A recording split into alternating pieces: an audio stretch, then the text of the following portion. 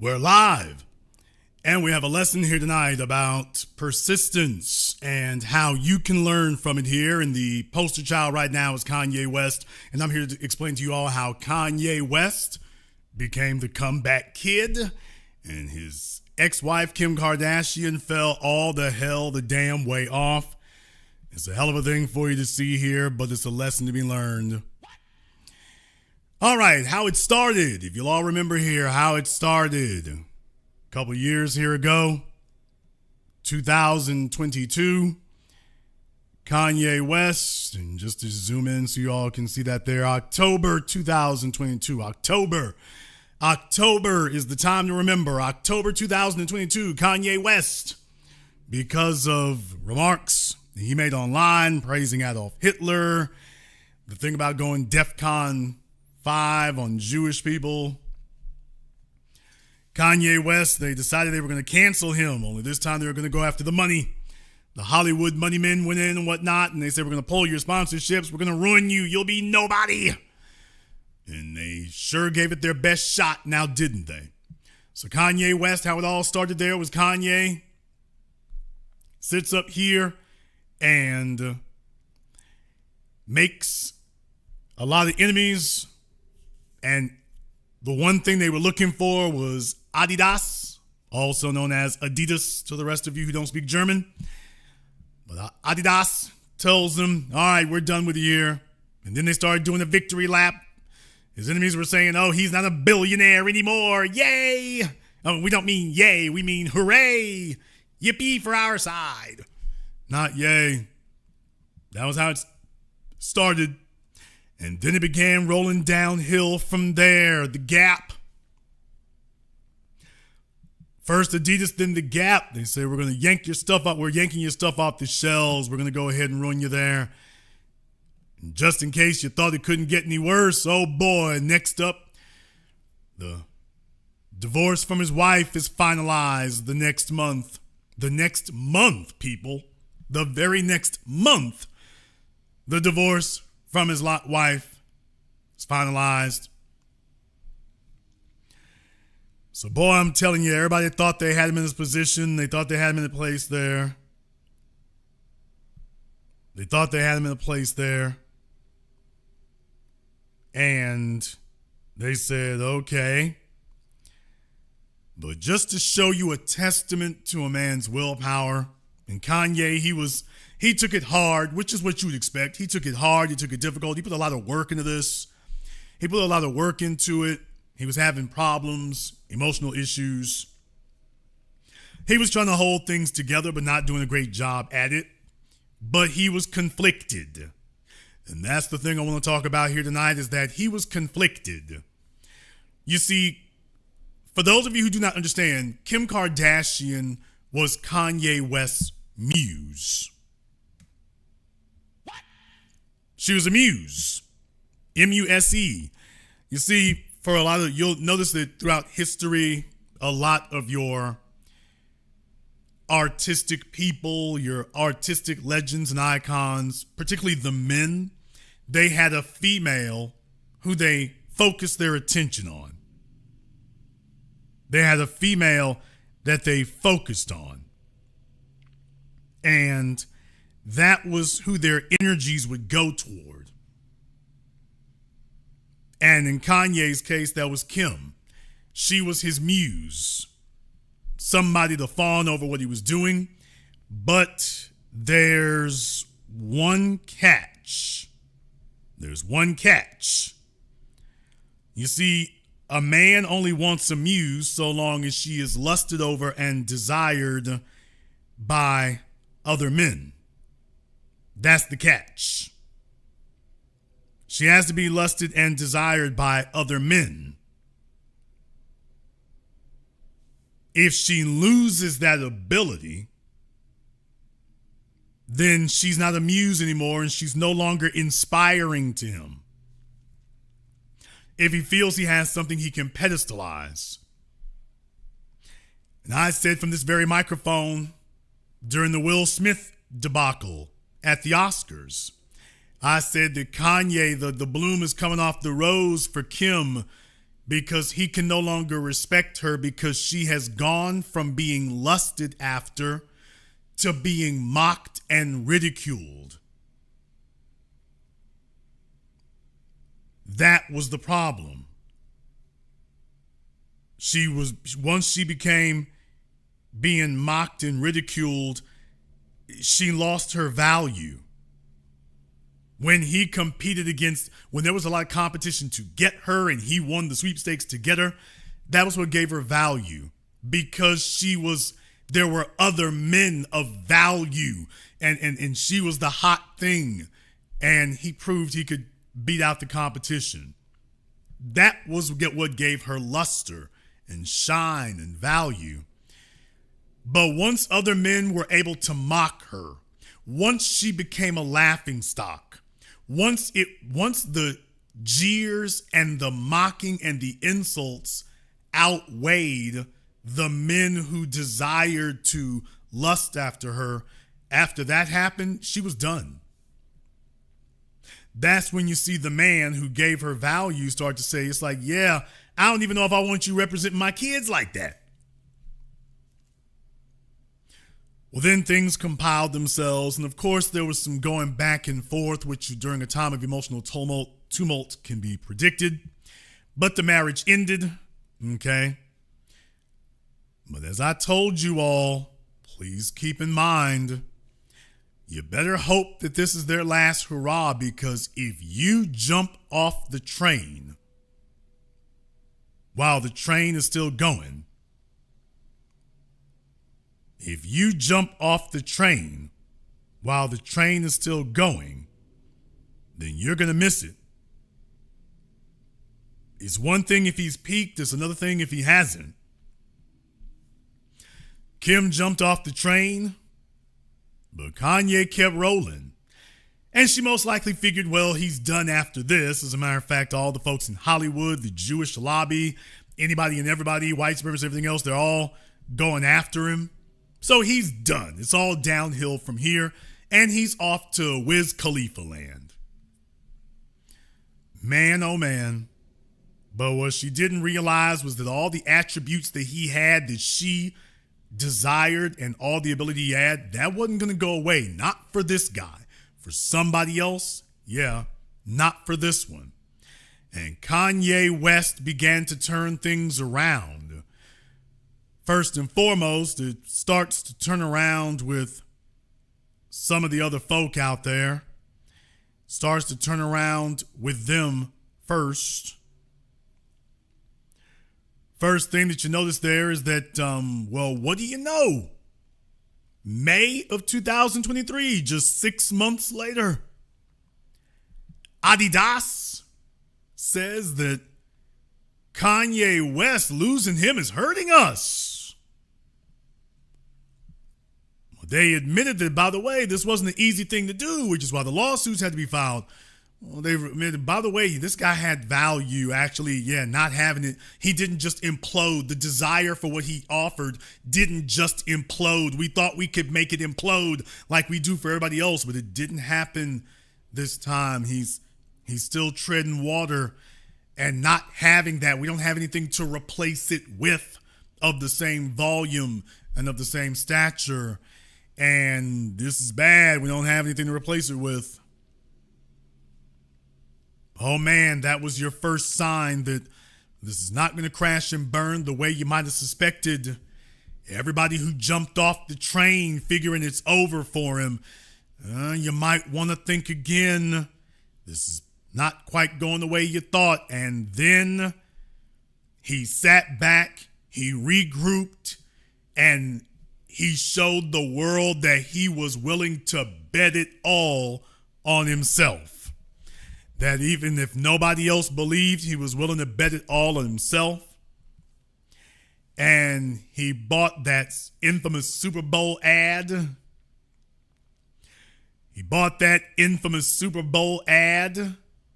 And man, they didn't know what the hell to do. They didn't know what the hell to do because it looked crazy at first.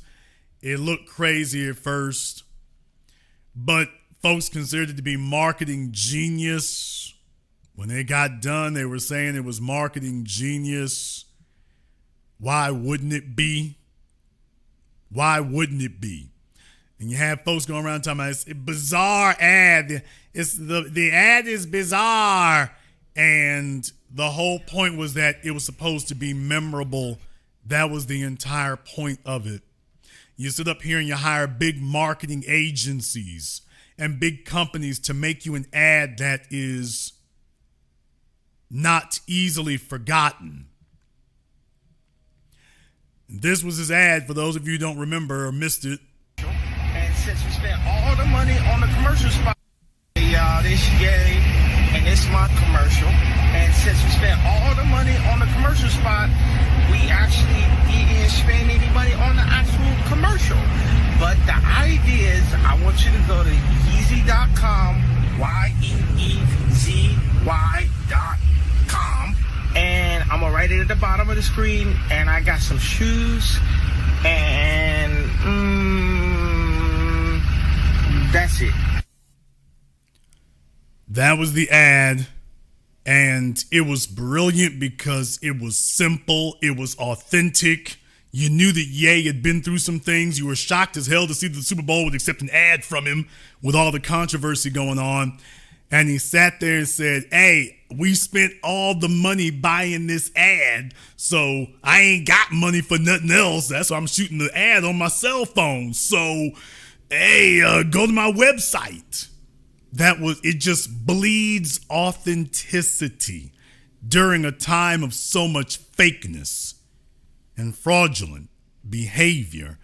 That just screamed authentic. And we all knew he was going through some things in the real world. So it's like, hey, he might not have the money for nothing else. This is it. And as a result, Ye said, by the way, I sold 20 million in shoes after that commercial.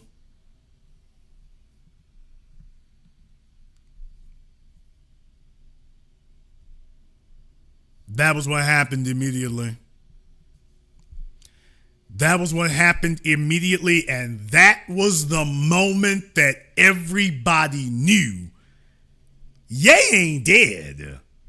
All the attempts to bury him, if you thought that the divorce was the end of him, if you thought the controversy was the end of him, no, he ain't gone. Not at all.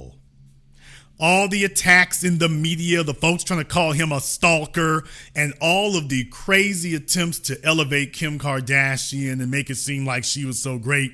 And I told you all then, nobody's talking about Kim unless they put Kanye's name in the article. You can make a bunch of articles about Kanye and never mention Kim. Remember, I said that 2 years ago, a year ago.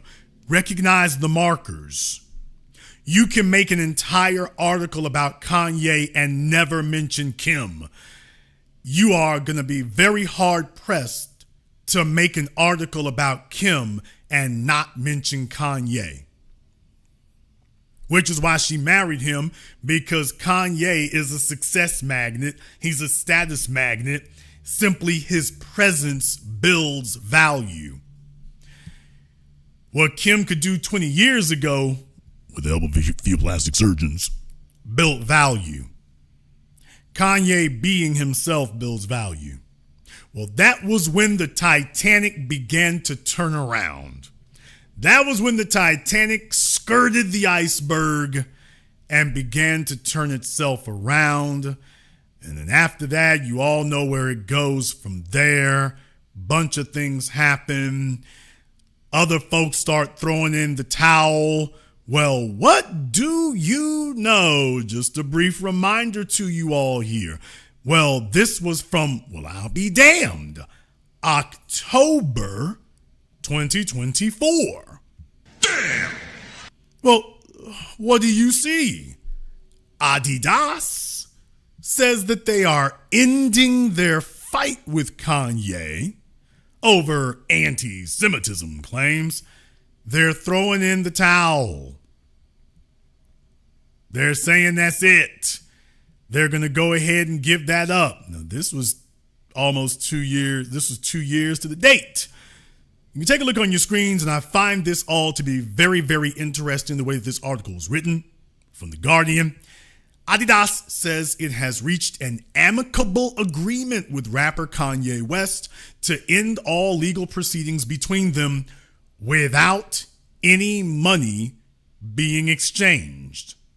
The German sportswear giant had been locked in a dispute with the artist, who now goes by the name Ye, since they cut ties in 2022, 2 years to the date, after allegations of anti-Semitism against him. Now listen to this next part, y'all. Quote, "There aren't any more open issues, and there is no money going either way," the Adidas chief executive Bjorn Golden told reporters on a conference call on Tuesday, without giving any details of the agreement. Now, here's the next part here.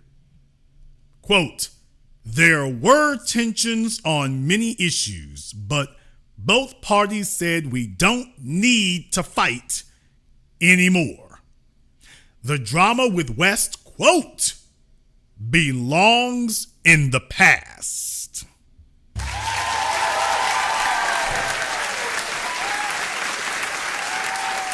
Kanye West stared down Adidas, and Kanye West is still standing. That line right there says it all. The drama with West, quote, "belongs to the past," he said. That's it, folks. That's it. So first of all, he cleans up the money and the status by showing that, by the way, I can sell shoes without Adidas. Adidas comes back later in the year and says, "Hey, Kanye, hey, boo. Hey, boo. Hey, Kanye, you remember all that stuff 2 years ago? We didn't really mean that, you know. Let bygones be bygones. Let bygones be bygones." Okay. So, yeah, Adidas has decided they're going to let that go. They decide they're going to go ahead and put that down. Okay. Ye is on a roll. He shows up at the Grammys without Kim Kardashian. He's shown up now with the new hotness. And by the way, could any of us really remember her name before the Grammys? I'll just be honest with you. I had to struggle to remember her name. We all know the name of Bianca Censori now, don't we? And deal with it. Well, we all remember the name now, don't we? And Kanye did that on purpose. He was like, yeah, we gonna erase the old one here. Let me tell you something. You can't be a muse if you are not amusing. You can't be a muse if you're not alluring. You can't be a muse if you don't aspire attention and paparazzi. You can't do it without that. And what he wanted to show the world is in those words: you say you built Hove, build another. Well, go build another one. Dame Dash built another one, and Kanye built another one. Whether you like it or not, I didn't ask if you like it. I'm just saying, hey, this is mathematics. Kanye built another one. You gotta hand it to him. He wanted to put her out there and erase anything anybody was thinking about anybody else. He's like, after tonight, you won't be talking about my old lady no more. Not after tonight, you won't. Y'all, that's how you do it.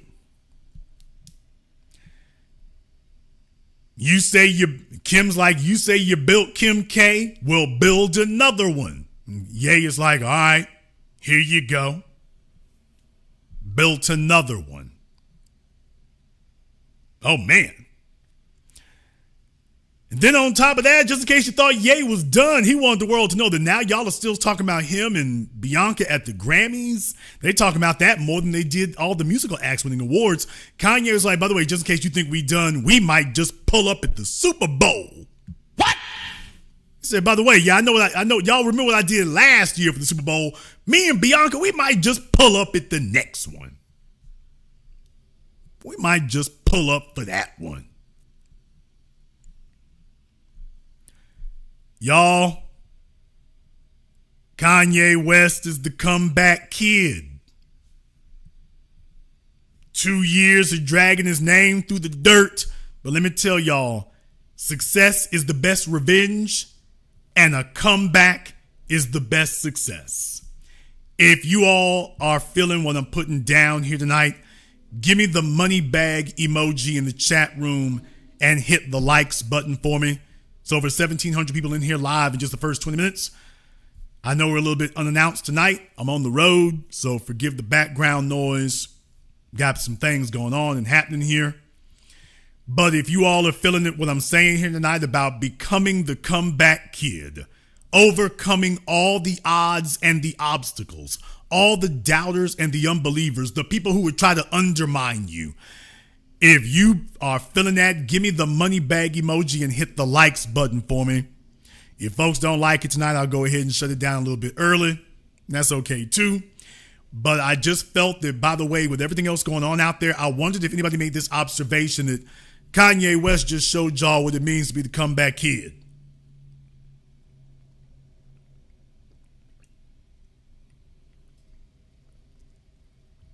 Did you notice he's still running things? He showed the world what it means to be the comeback kid. He showed the world what it means to get your name hot again. He showed that he could do it all by himself. Now that's impressive. However, it does beg another question, because you see, the media over the last 2 years had all gathered around and rallied around Kanye's ex-wife. Why, they were determined. Do y'all realize how ridiculous what they were trying to do was? Boy, what in the hell's the matter with you?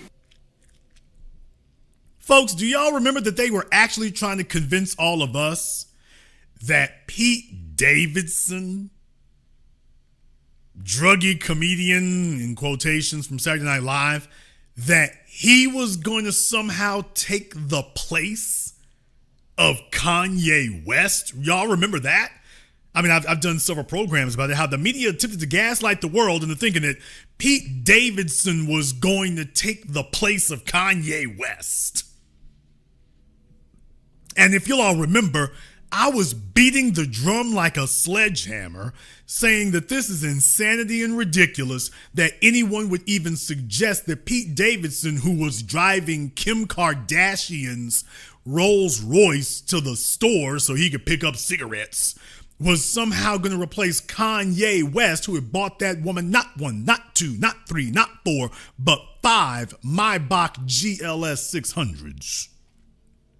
That somehow he was going to compare to Kanye. He was going to replace Kanye. And I told everybody the same thing.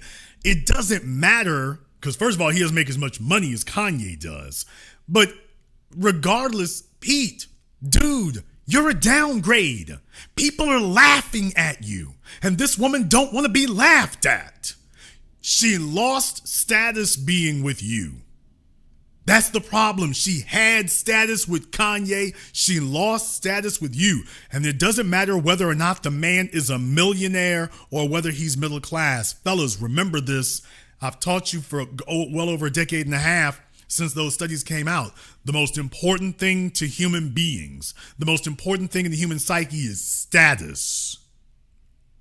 Not money, not sex, status. Status is the most important thing. Where you rank in the society will determine whether or not you get up every day happy and optimistic, or whether you get up every day and you're just automatically depressed. When a man loses his job, he's lost more than just his income. When a man loses his job, when a person loses their career, they've lost more than just their income. You've lost your status. You know that however you were maintaining things before, all this you had built up. See, status takes time. Status is not something that you can just acquire in a matter of minutes or a matter of days. Status takes time, work, commitment, effort, and status defines you. Why do you think there are so many internet con artists out there today?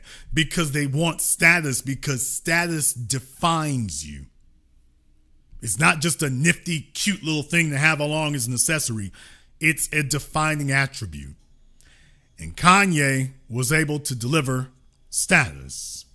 He was able to deliver status to a whole bunch of people, but primarily Kim Kardashian, who, if you'll all remember, I have to remind you, for those of you who have forgotten, remember, Kim Kardashian was being sued by American Express and other credit card companies. Remember? Before she got on with Ray J or other things Ray J got on with her. And then Kanye, remember? Go Google it for yourselves. Remember, she was getting sued because she didn't pay her credit cards. Google it for yourselves. For those of you who have forgotten or don't remember or didn't know it, they were getting sued for that. She couldn't pay her credit cards. So she's hanging out with Paris Hilton. Meanwhile, American Express's lawyers were filing lawsuits against her saying, hey, heifer, you owe us 25 grand. You owe us 40 grand. We need our money. We need our money. That's what was going on before she was able to become infamous. That's what her status was. And her mother, who helped her to build her status, has always been sensitive to the idea and the acknowledgement that could go away at any time. Kanye is an actual producer.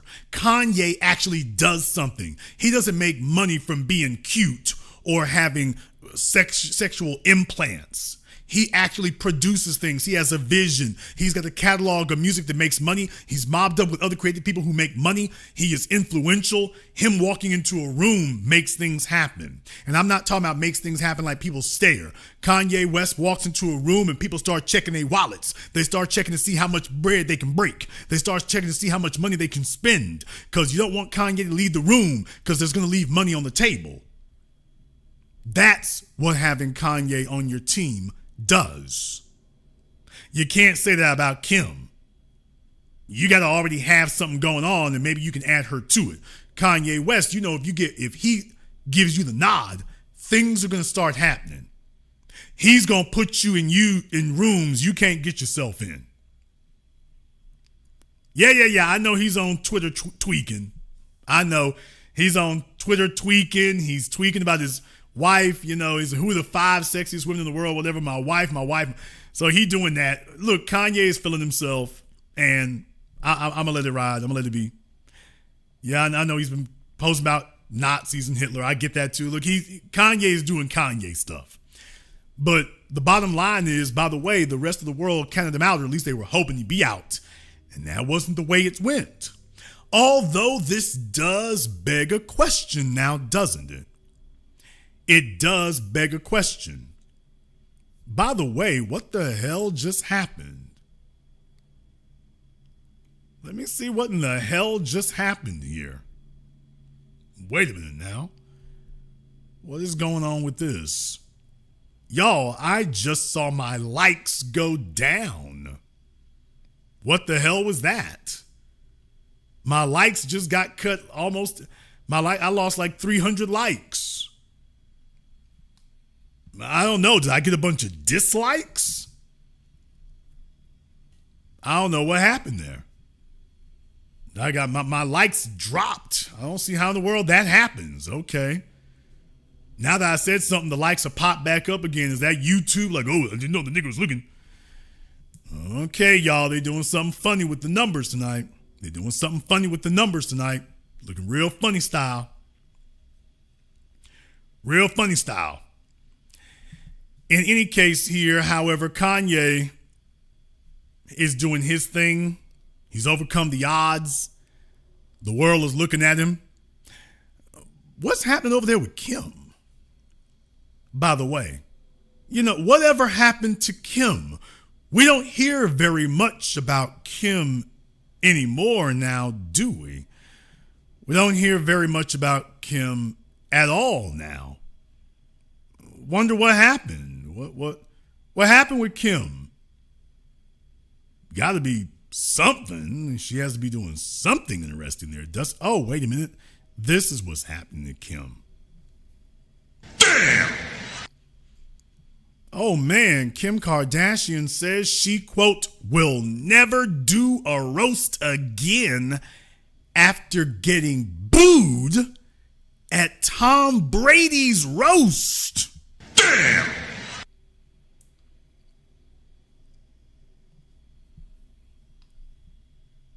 In high school, you was the man, homie. What the hell happened to you? Damn, girl. Back in the day, you was the man, girl. What the hell happened to you? Y'all, did you ever think you'd see the day that Kim is like, hey, not only did she get clowned by the comedian there and got booed, oh man, your status is trash. You overplayed your hand. You figured that you would be hot forever, and then you woke up one day and couldn't show your damn face. I'll be damned. Jason, where are all the folk who said I was wrong? Where y'all at? Where y'all niggas at tonight? Oh boy, in the chat room there, we're going to have E call up here in a little bit because somebody's under the delusion that she's a billionaire. She's doing great. Okay. E is going to call me up here in just a few moments. So I'm so glad E has that to say. Let me go ahead. As a matter of fact, while I'm at it, I'll give you some convenience. Let's go ahead and just pop the Zoom link in the chat for E so that E can go ahead and hit me up here on Zoom and explain to all of us what we are just not getting or not understanding.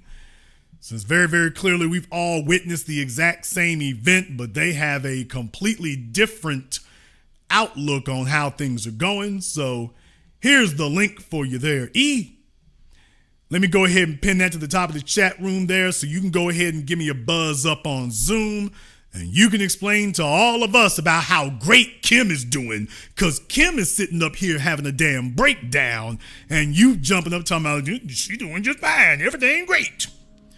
Well, look, folks, here's the issue. When you're sitting at your job at Five Guys, you know, you're looking at Kim Kardashian and you're like, man, she got it made. And it's just like, you missed everything we just told you. All right, let me go ahead and break down the ballistics to you all. Let me go ahead and break that down to you here so that you understand exactly what's going on. Here's the article here from Deadline, and there's a bunch of different sources out there talking about it. But here's the article here from Deadline. Kim Kardashian says she will never do a roast again after getting booed at Tom Brady's roast. Slams Tony Hinchcliffe for crude jokes. Don't expect Kim Kardashian to appear on a roast anytime soon. The entrepreneur addressed her appearance on the roast of Tom Brady during the season 6 premiere of Hulu's The Kardashians and said she wouldn't want to endure that again. Quote, I will never, ever do a roast again, Kardashian said in the preview for the next episode. Now, episode 2 of The Kardashians season 6 will feature Kardashian attending the 2024 Met Gala. No diddy. Where she was bombarded by reporters asking about her appearance on the Netflix comedy special. Kardashian was a guest at the roast of Tom Brady and was greeted with loud boos from the audience. Damn! Now, while getting fitted with her costume for the gala, Kardashian vented about the jokes at the event made at her expense the night before. Quote, this is so effed up, Kardashian says in the preview. It's just like the easiest joke. They would have said it about anyone. In a confessional, Kardashian adds, quote, am I supposed to sit there and be like, how innovative, you called me a whore? Y'all, after all these years, that's what she's leading with. That's what she is regarded for. How much investment is a man supposed to make in that? So she played it smart by getting Kanye to give her kids early. But it's like, baby, ultimately a man's not going to stick around with a chick who can't show her face because she gets mocked. That gets damn old damn quick. Now, I want to keep going because, by the way, got some stuff on here. That Hinchcliffe guy, I think he was one who was at the Madison Square Garden rally that Trump did. He was making some of those racist jokes. Well, he unloaded on her They said that although Kardashian didn't name the comedian, she was referring to Tony Hinchcliffe, the same one who insulted Puerto Rico at a Trump rally at Madison Square Garden in October 2024. Now, this is one of the jokes he made, y'all. You can see it on your screen. He said, quote, "She's had a lot of black men celebrating her end zone," Hinchcliffe said at Tom Brady's roast. Quote, "Kim, word of advice, close your legs. You have more public, oh my, than Kendrick and Drake." She has more public things going on than Kendrick and Drake. Oh man, and that was it for her right there. What a contrast. Kanye West saying, "I can't wait to pull up for the Super Bowl," and Kim Kardashian saying, "You ain't gonna see me again no time soon." Man, ain't it a trip how the world keep turning? Ain't it a trip how the world keep turning? All I can say is at this point, call your man the comeback kid. Call your man the comeback kid. Because that's what it is. All right, let's go ahead and jump over here on Zoom. I think we got E over here on Zoom.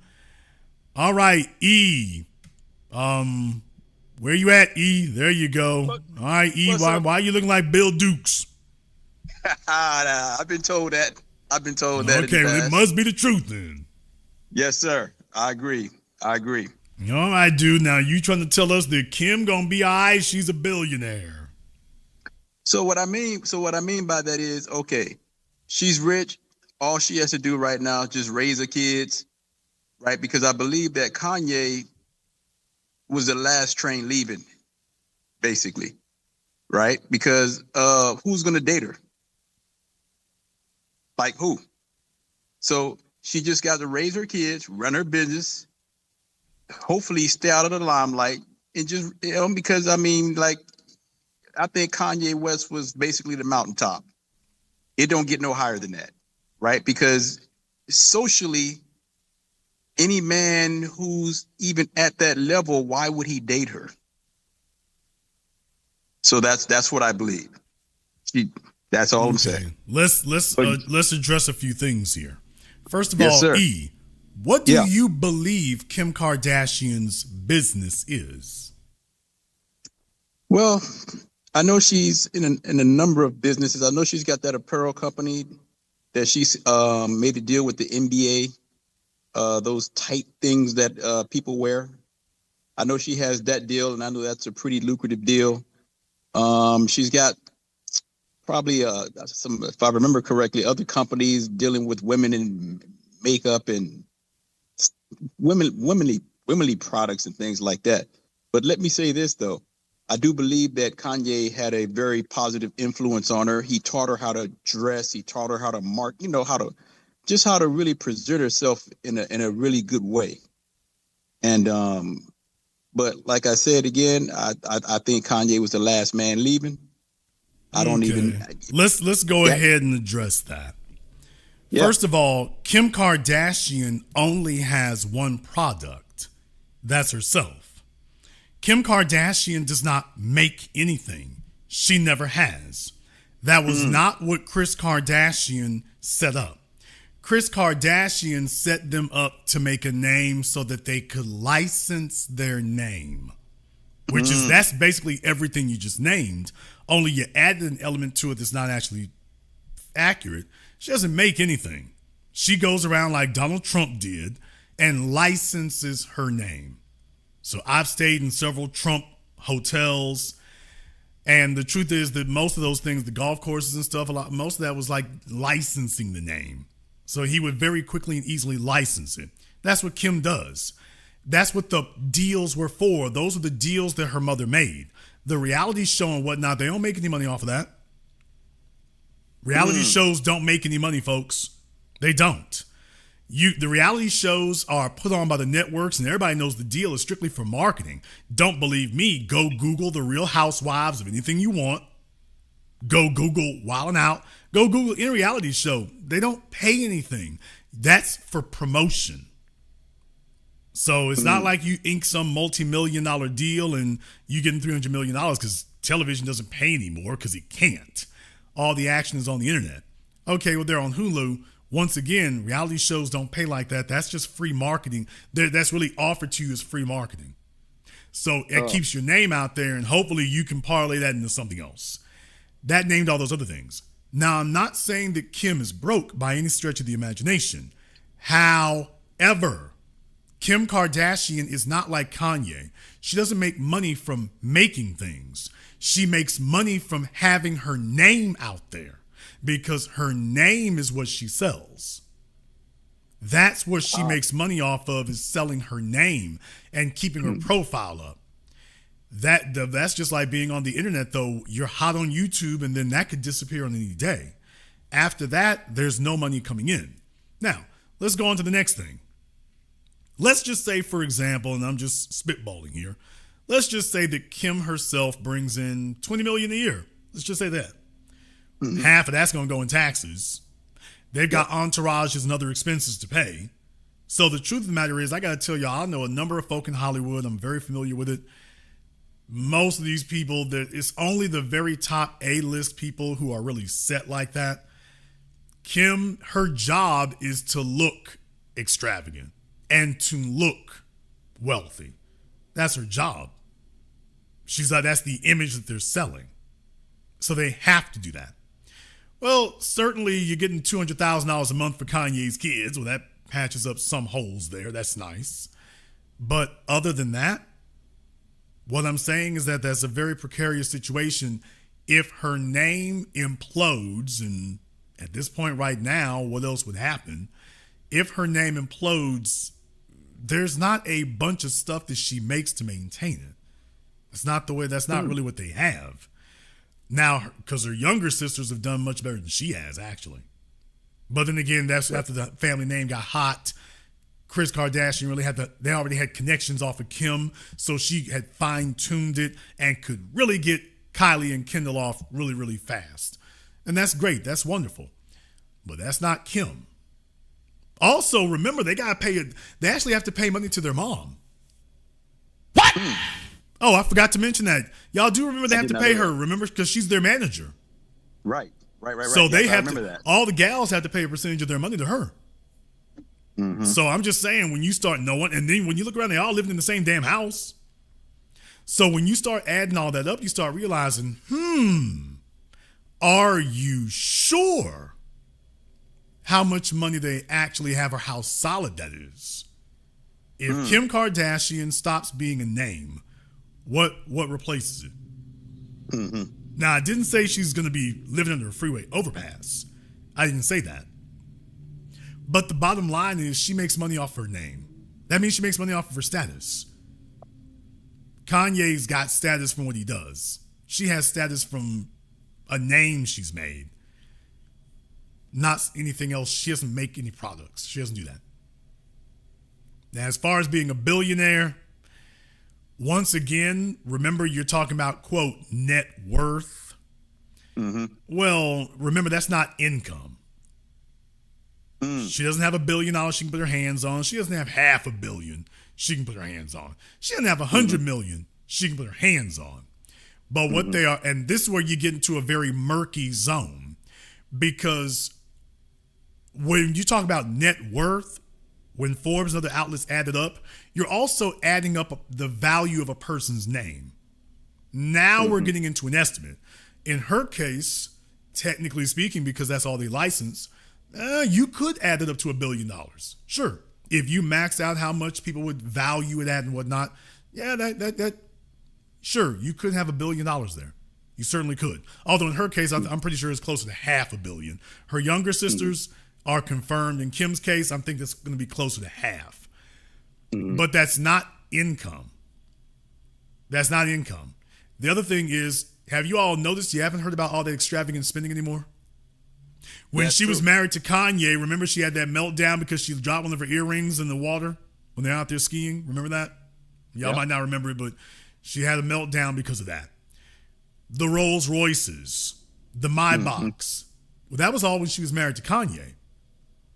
I'm just curious, has anybody seen a parade of ultra exotic cars showing up in front of the place anymore? Has she been doing that anymore? I haven't seen it. As a matter of fact, she's quiet. We really don't hear too much about her in the media anymore. Do you all know what the maintenance and upkeep is on a Rolls Royce? I live in South Florida, and I'm very familiar with luxury cars. Okay, well, there's luxury cars, and then there's ultra luxury. Yeah, you're correct. You are correct. I'm a car fan, and I visit these places.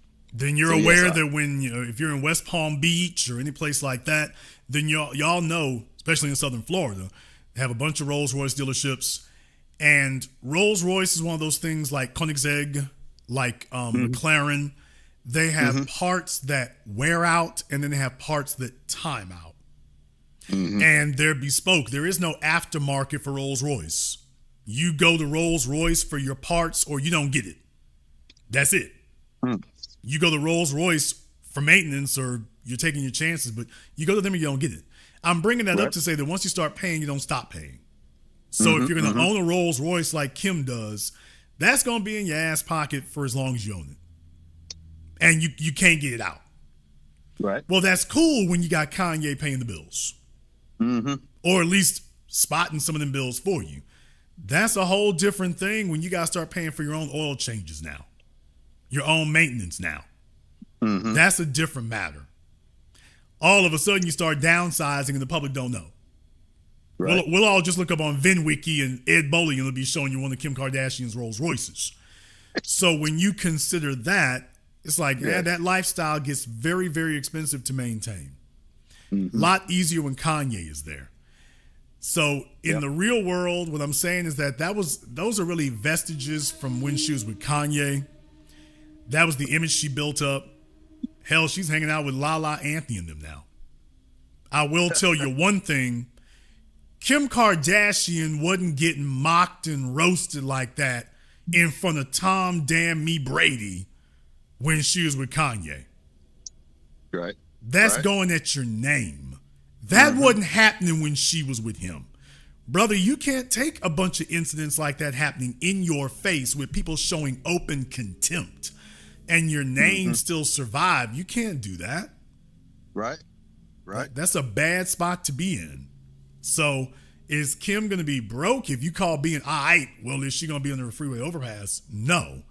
But is Kim Kardashian ever going to go back to what she was 5 years ago, 7 years ago? No.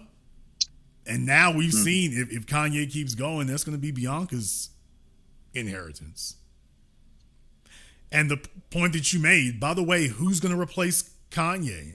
I said that years ago. When folk were talking about Pete Davidson, I said, y'all can start the countdown when this one ends, simply because he can't do what Kanye does.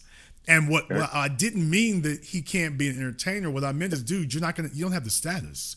You're a laughing stock and she's a laughing stock. She needs somebody who can be taken seriously so she can show her face in public. You can't do that. That's what she's missing. Yep. That's what 100%. she's losing. So 100%. I don't think it'll be all right. I don't think it'll be okay. I think that the loss of status is going to bother the hell out of her. It already is. It already is. And we'll find out in a few years, if it takes that long, just how deep the scars are really going on this. I agree. I could agree with that, Jason. And let me start off by saying this. I've listened to your show for a few years now. I think that you're a very brilliant man. And I've listened to your shows. You support your information with articles, information. I've watched everything on homes, prices. I just think you do a fantastic job, and I always recommending that men watch your channel. You've helped a lot of men level up. You've given us game that probably nobody else is giving us the way that you're giving it. Yes, I've watched your channel for quite some time. I've been lurking around for a long time, and I can tell you that you've helped a lot of men. And for women who are willing to listen and learn, they call in from time to time as well too. So thank you for what you're doing. Thank you for your contributions. And just look, I'm a fan. I listen. So Well, I've seen. thank you very much for that. And just one last thing here. The Yes, reason sir. why I brought up how Kim Kardashian and them started is because so many times in life, how you start is how you finish. Ooh. Please remember, when we met Kim Kardashian's family, they were just racking up a bunch of debt on a bunch of credit cards. They hadn't even had the plastic surgery yet. Yep, They were that's just a right. bunch of chicks trying to get by how they live and racking up a bunch of debt on credit cards. That was how they were able to get into the restaurant. They couldn't afford it. They were just running up debt. That was how we met them. Hopefully they've gotten a little bit better with their finances, because if they haven't, they're just a bunch of chicks with overpriced cars and overpriced houses in overpriced neighborhoods that they are now solely responsible for being able to maintain, and it's going to get more expensive every year. Yeah. You're right about that. Inflation. Yes, sir. And hopefully history does not repeat itself. Thank you very much for giving us a call tonight. Yeah, y'all, I mean, who's going to pay for the mansions? Who's going to pay for the cars?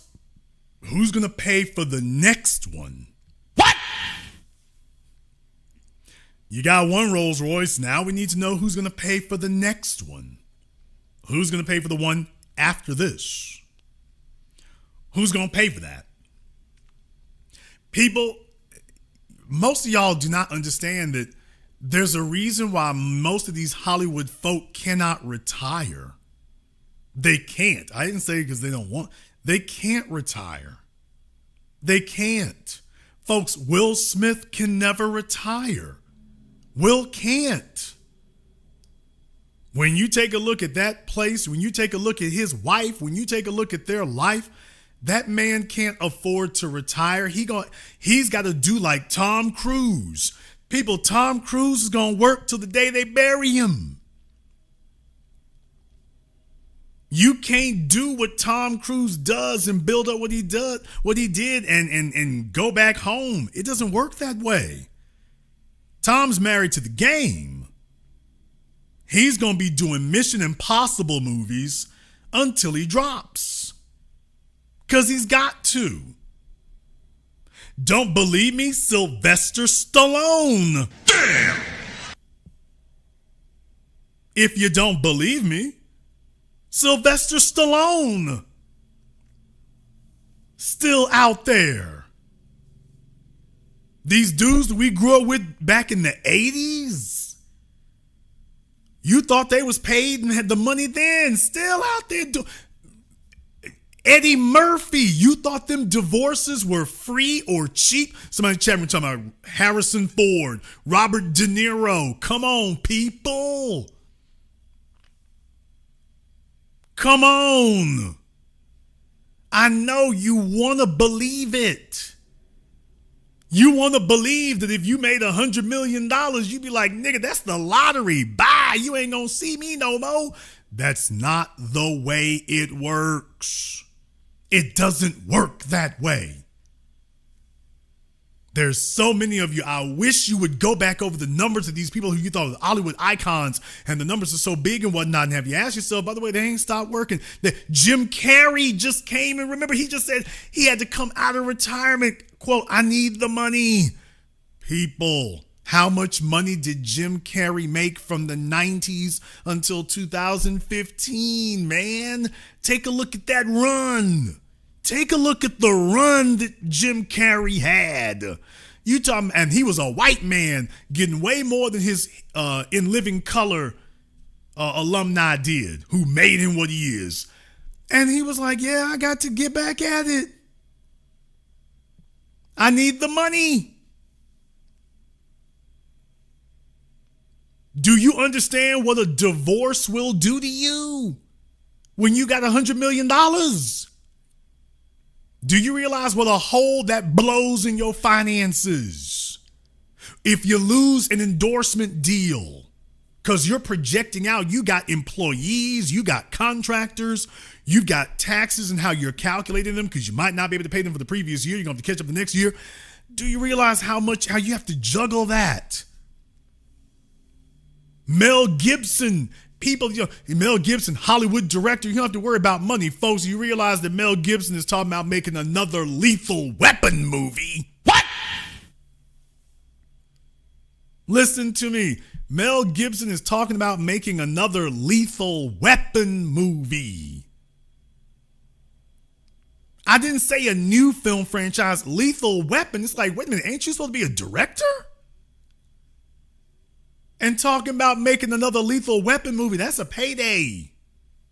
His house just burned down in the Palisades, remember? I already tried to educate y'all about that. Do you realize what a house getting wiped out like that's going to do to you? When you live that kind of life and whatnot, and the public thinks you got it caked off like that. And it's like, man, are you serious? Come on now. Folks don't understand. You go off and you go buy a $20 million house and you go buy $5 million of cars because those are going to be your props. Let me explain to y'all. When you have these reality TV shows like the Kardashians do, that's basically a deal that's made between the Kardashian family and whoever the network is. And the network wants you to provide those props. So Kim and her family are going to go off and go buy a Rolls Royce because that's what they're expected to buy, but that's really a prop for the show. And they're like, okay, well, when the show raises our profile, we'll use the money we're going to make from that with other people there. And then this is how we pay for this stuff. Those of you who watch VinWiki here on YouTube, how many times has Ed Bullion showed up with a car that some celebrity or some rapper had that he's like, yeah, we went to go repo it.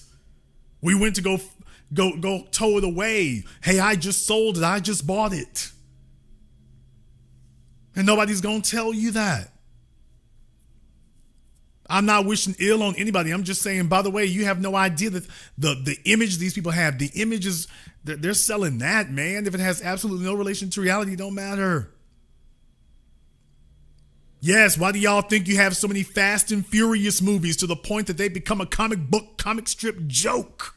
Okay, but they got to pay their bills. Tyrese, that's my dude. Tyrese is my dude. But I mean, hey, bills got to get paid, man. Ludicrous. Bills got to get paid, man. Everybody that you see in the Fast and Furious movies now, they are there for just a payday, bruh. They're there for a payday. They need the money. I mean, it is what it is. They need the money, man. They need the money. That's exactly what it is now. There's a whole bunch of folks out here don't understand. It's like, man, they dug themselves into debt. They don't really manage their money like that. They got habits. What? Man, let me tell y'all right now, if you got a drug habit, oh, that'll eat up millions in a year. A drug habit will eat up millions. You don't have any idea where your money's going. A drug habit will eat up millions. So when you got a situation like that and you're putting on remember, the Kardashians are social media stars. Now, if this was anybody else, you would be questioning their income and everything scrupulously. You'd be questioning it because you're like, hey, they're social media people. Kylie and Kendall are social media stars who leverage their name. So their, quote, value comes from their name. They have $1 billion in value, not $1 billion in income, $1 billion in value. Beyonce is $1 billion in value. Jason, why do you say that? Well, if you're going to hold a Super Bowl, the biggest sporting events in the world, it takes a Beyonce to hold up something like that. So that's why you say, oh, she's easily worth $1 billion because the biggest events in the world, she can hold that up.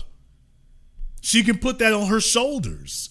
Very few people can do that. And when Kim was with Kanye, she could do that too. But not anymore. She can't do that anymore.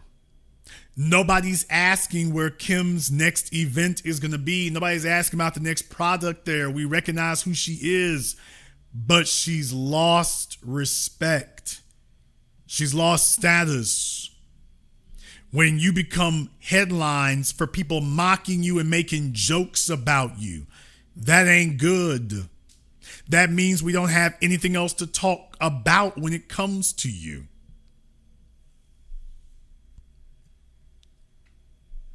That's the part that's missing. Now, I called this years ago. I said it then. I didn't just say they were getting divorced. I talked about the status element. I beat it and banged on it like a drum. I was trying to keep that in perspective because everybody else was getting distracted about the fame thing. I'm like, it's not about the fame, it's about the status. When Kim Kardashian could say, I am Mrs. Kardashian West, do you realize that gave her the ability to show up? Listen to me, follow me, follow me, follow me, follow me. Listen to me now. Kim Kardashian used to be able to show up at the Met Gala. Damn! Kim Kardashian used to be able to show up at the Grammys. Auntie, chill. Kim Kardashian used to be able to show up at the American Music Awards. Nigga, what? Do you understand that? She used to be able to show up for all the star-studded events, and she belonged there. That's what she used to be able to do. Now she can't do that. She can't do that because somebody else is doing that now. There's somebody else sitting in that spot, and the doors that Kanye opens, money can't open them doors. That's the point. That's status, people. That's not fame. That's status. Kanye's name. Kanye West coming up, let me in. It doesn't matter who Kanye West is sideways with. Kanye West is royalty in the music world. The bottom line is that, call him the mad genius or call him a madman, Kanye West is royalty in the music world. He is an icon in the music world, period. So when he knocks on the door, people gonna open it. When he rolls up, lights, camera, action. That's Kanye. Kim Kardashian can't do that. Kanye can open doors that Jay can't open. He can take you places that you can't go, and he can open doors that you can't open. That's what occurred. So it doesn't matter about her not being broke. You get money. I mean, you might have a nicer bed to lay on or a nicer couch to lay on, but when you walk out there in public, you're a damn nobody. That's the issue. Kanye West was her shield. He was the thing that kept her from being mocked and ridiculed. He was the thing that made her be able to be taken seriously. So if you're just objective about it and just add up the X's and O's, when you take a look at Pete Davidson and then take a look at Kanye, it's like, dude, this is no damn contest. And I said that to you all before. So this was the best she could do. You went from being with the man. You went from being with a fella internationally known, respected. You say his name and people know who he is. You went from that to Pete Davidson, a walking joke. No disrespect to Pete, but bruh, it is what it is. It is what it is.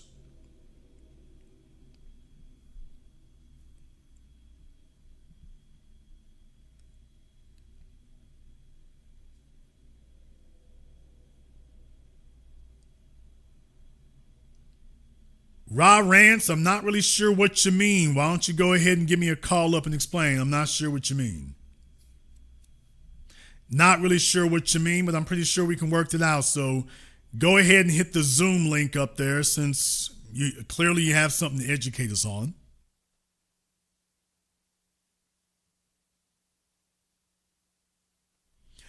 I'm doing a nice program as a lesson.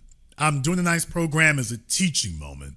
I'm doing a nice program as a public service. That there are a lot of you out there who are wondering what really matters. A lot of you are wondering whether or not it's worth the effort. A lot of you are wondering whether or not it's worth the drive and determination. A lot of you are wondering about that with yourselves. You've had people who counted you down and out. You've had people who did that. And I just wanted to show you a real world example that you witnessed for yourself. Just in case you lost track of it, just in case you didn't keep up with it. I want to remind you that, by the way, did you notice that while everybody's talking about the Grammys and Bianca Censori showing up like that, by the way, did you notice that Kanye's become the comeback kid? And Kim done fell all the damn way off. She done fell all the way off. She can gather around her sisters. She can do whatever when they ain't slapboxing each other. You can go ahead and gather them around, but I wanted to show you, by the way, a real world example about what it means to be the comeback kid. It took a couple of years. It took a couple of years for Kanye to set the record straight, for all the doubters and the haters to lose their steam, and they just punched themselves into exhaustion swinging at him. Now, when you start adding up the final tally, you see where it goes. So it's also a reminder to you all to maintain where your value is and just recognize that people are not going to be able to talk you into failure. Understand that. Your biggest haters out there, for those of you who have actual haters, very few of you do. You just got some bad folk around you, but understand something. Your haters tell themselves they can talk you into failure. That if they just keep speaking long enough, you're going to fail. That if they just keep talking long enough, you're going to fail. That if they just wish hard enough, you're going to fail. I want you to understand that first and foremost. There's a bunch of folk who are looking at you people listening to me right now, and they're telling themselves if they hate on you hard enough, if they wish hard enough, you'll fail. Some of them might think they're going to try to act on it and see if they can help hasten it along. And I want you to understand that even though in your life you may hit some stumbling blocks and you might hit some obstacles and you might hit a speed bump here or there, you are what determines whether or not you fail. You are. You are. Folk can try to kick dirt on your name. They can try to undermine you and try to run down your accomplishments. They can tell themselves that. But please understand that if you are focused and determined, if you are constantly improving on yourself, if you maintain discipline, I didn't say you're not going to hit some hard times where you might lose focus for a minute. It happens. It happens. Sometimes people take you off your square. Events occur. You get taken off your square. Understood. I talk to folk like that who talk to me every single week. Something has happened. Something's occurred. They got knocked off their horse. They fell on their back. That's okay. That's a standard part of life.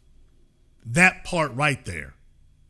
Getting knocked on your ass is a standard part of life, especially if you're trying to do something. Let me tell y'all, the only people who never got knocked down are the people who are already laying down. And deal with it, nigga. The only people who never got knocked down are the people who were laying on their backs already and have never stood up. If you're actually trying for something or trying to accomplish something, trying to become something, get ready to get knocked down. That just comes with the territory. That comes with the act of trying to get higher than you are. That is going to occur. What matters is how good you are at getting up. That's going to determine everything in your life. Getting knocked down is not going to determine everything in your life. Your ability to get back up again, that's going to determine everything in your life. The other thing I want you to understand is that you are going to determine the terms on which you get back up again. You're going to determine that. Kanye West, whether you like it or not, he said, I'm going to do it my damn way. But let me be very, very clear. He didn't say I'm going to do it from my way, from a narcissistic standpoint. Kanye West had a consistent, reliable, here's the key word, solid track record under him. He wasn't some delusional legend in his own mind who was talking about one day my demo gonna sell. One day I'm gonna become a top producer. Folks, Kanye West is the Kobe Bryant of the music world. He's always in the lab. He's always working. He's always dealing with young cats. He's always dealing with hot folk. Kanye West has never stopped working. There has been no change in Kanye West's work ethic from graduation day to New Year's Day. Kanye West is the same for 20 years now. He's been at it like he's still trying to break into the business. No wonder you can't knock him down, much less keep him down. He's still working as if it's day one. He's still at it like it's day one. He's always in the process of building himself. So it's nothing for him to rebuild because he's always in the mode of building himself.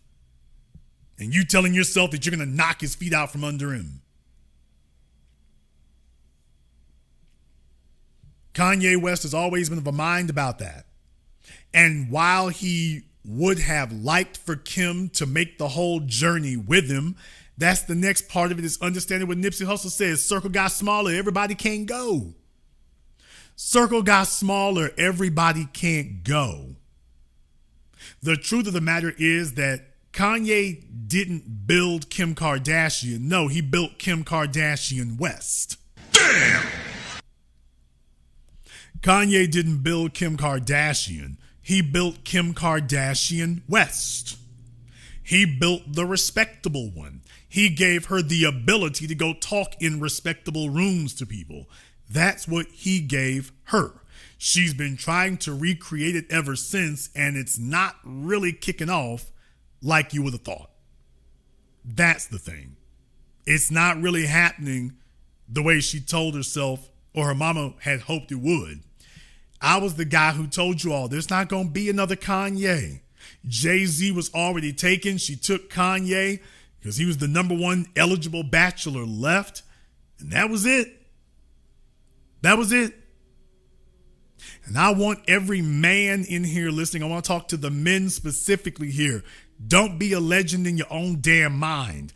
Get to work, grind, build up your value in yourself. Be excellent. Stop telling yourself you want to be excellent. Then get out there and become excellent. And that's going to be what gives you value. You don't have to worry about being red-pilled if you got the value. Red pill with yourself first. Develop the value in yourself first. Look in the mirror and say, is this the ultimate version of me first?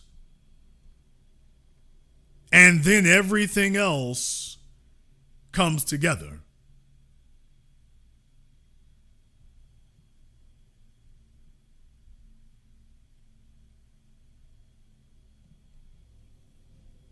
Let me go ahead and get over here on Zoom. If you're in the chat room talking crazy, don't be surprised if you get blocked, by the way. All right, let me go ahead and get over here on Zoom. I got my man Prince on Zoom. What's on your mind, Prince? Well, I want to be honest, Jason. One of my, what do you call Achilles heels of things that I've always fought to overcome was people talking you into failure, what you said. That's always been a thing that, coming from the background, the struggle, growing up, not wanting to be a disappointment to my family and not wanting to fail, how people will try to, out of resentment of who you are, they try to talk you into failure. What are some of the things people do, if you could tell us, that try to talk you psychologically into failure? Because if a person can get into your mind, and what are the things that you have learned to how to counter those type of movements? Because it sometimes will come from people that are somewhat adjacent or in proximity to you. Well, remember, there are only two ways to hurt a person: physically or socially. Those are the two ways that a aggressor can try to harm somebody. they're either going to go at you directly or they're going to go at you indirectly. So they're either going to mark up to your front door and say, all right, nigga, let's fight. Or they're going to try to rally other people to undermine you. They're going to try to undermine you among other people so that to try to isolate you. Yes. So if they can't knock you down, let's see if we can get other people to abandon you, and that does that. That does that. Yeah, go ahead. You have to actually, man, like, I've told people before, when I left my house and I was moving back in after my divorce was final, well, before that, my neighbor told me my ex was going from house to house telling people how horrible a person I was and how I was putting her out and I had found somebody else and all this stuff.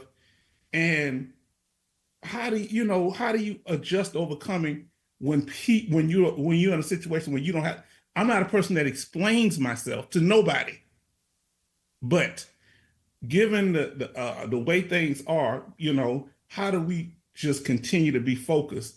How do we overcome and don't let things like that distract us when people are trying to sully our name or trying to damage the brand?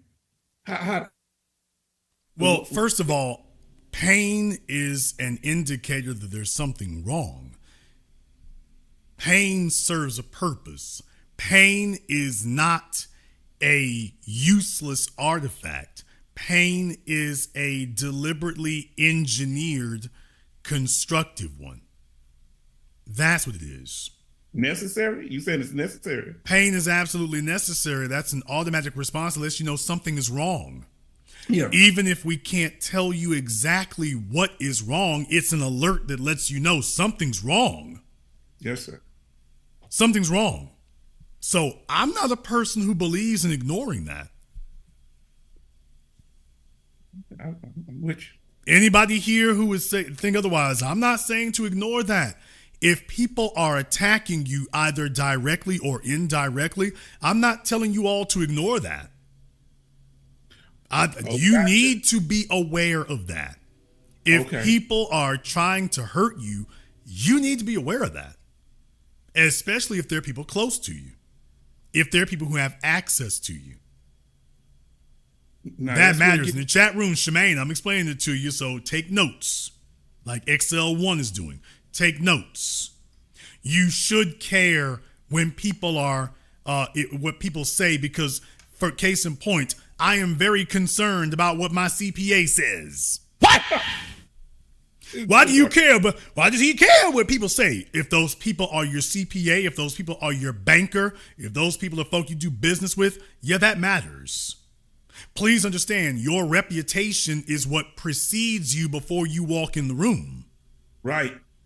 So this idea that you're an island off to yourself, that's a fallacy. That's not real. So if you've never had to actually leverage your name before, I can understand why you might say that. Your name, your reputation is what precedes you before you walk in the room. Your reputation entered the room before you did. Right. Your reputation precedes you before you walk into that room. So the idea that you ignore that at your peril. Now, that doesn't mean that you respond to every little thing, because your time is valuable and you really only take care of the big stuff. If your wife is out there running your name down to people who matter, you got to clean it up. Yes, sir. You don't just let that hang out there. If you got business partners running your name down, you got to clean it up. Because there are other folk who that matters to. When people say your name, that means something. It better. So that cannot be taken lightly. That cannot be taken lightly. How do you balance the fact? Because like I said, a neighbor came to me, so that's how I was able to squash the issue. How can you balance the fact that I don't really like people in my business like that? When it's like you said, if it's something like a business partner, but you got to do something. My friend, He had a business partner dude he was cool with, but he had to take his business partner to court. And they still good buddies. And they trust each other. It's just on that issue. He said, no, this is not how they're going to fly. And he said, no, we're going to handle this and we're going to do it this way. And they still cool this day, but, you know.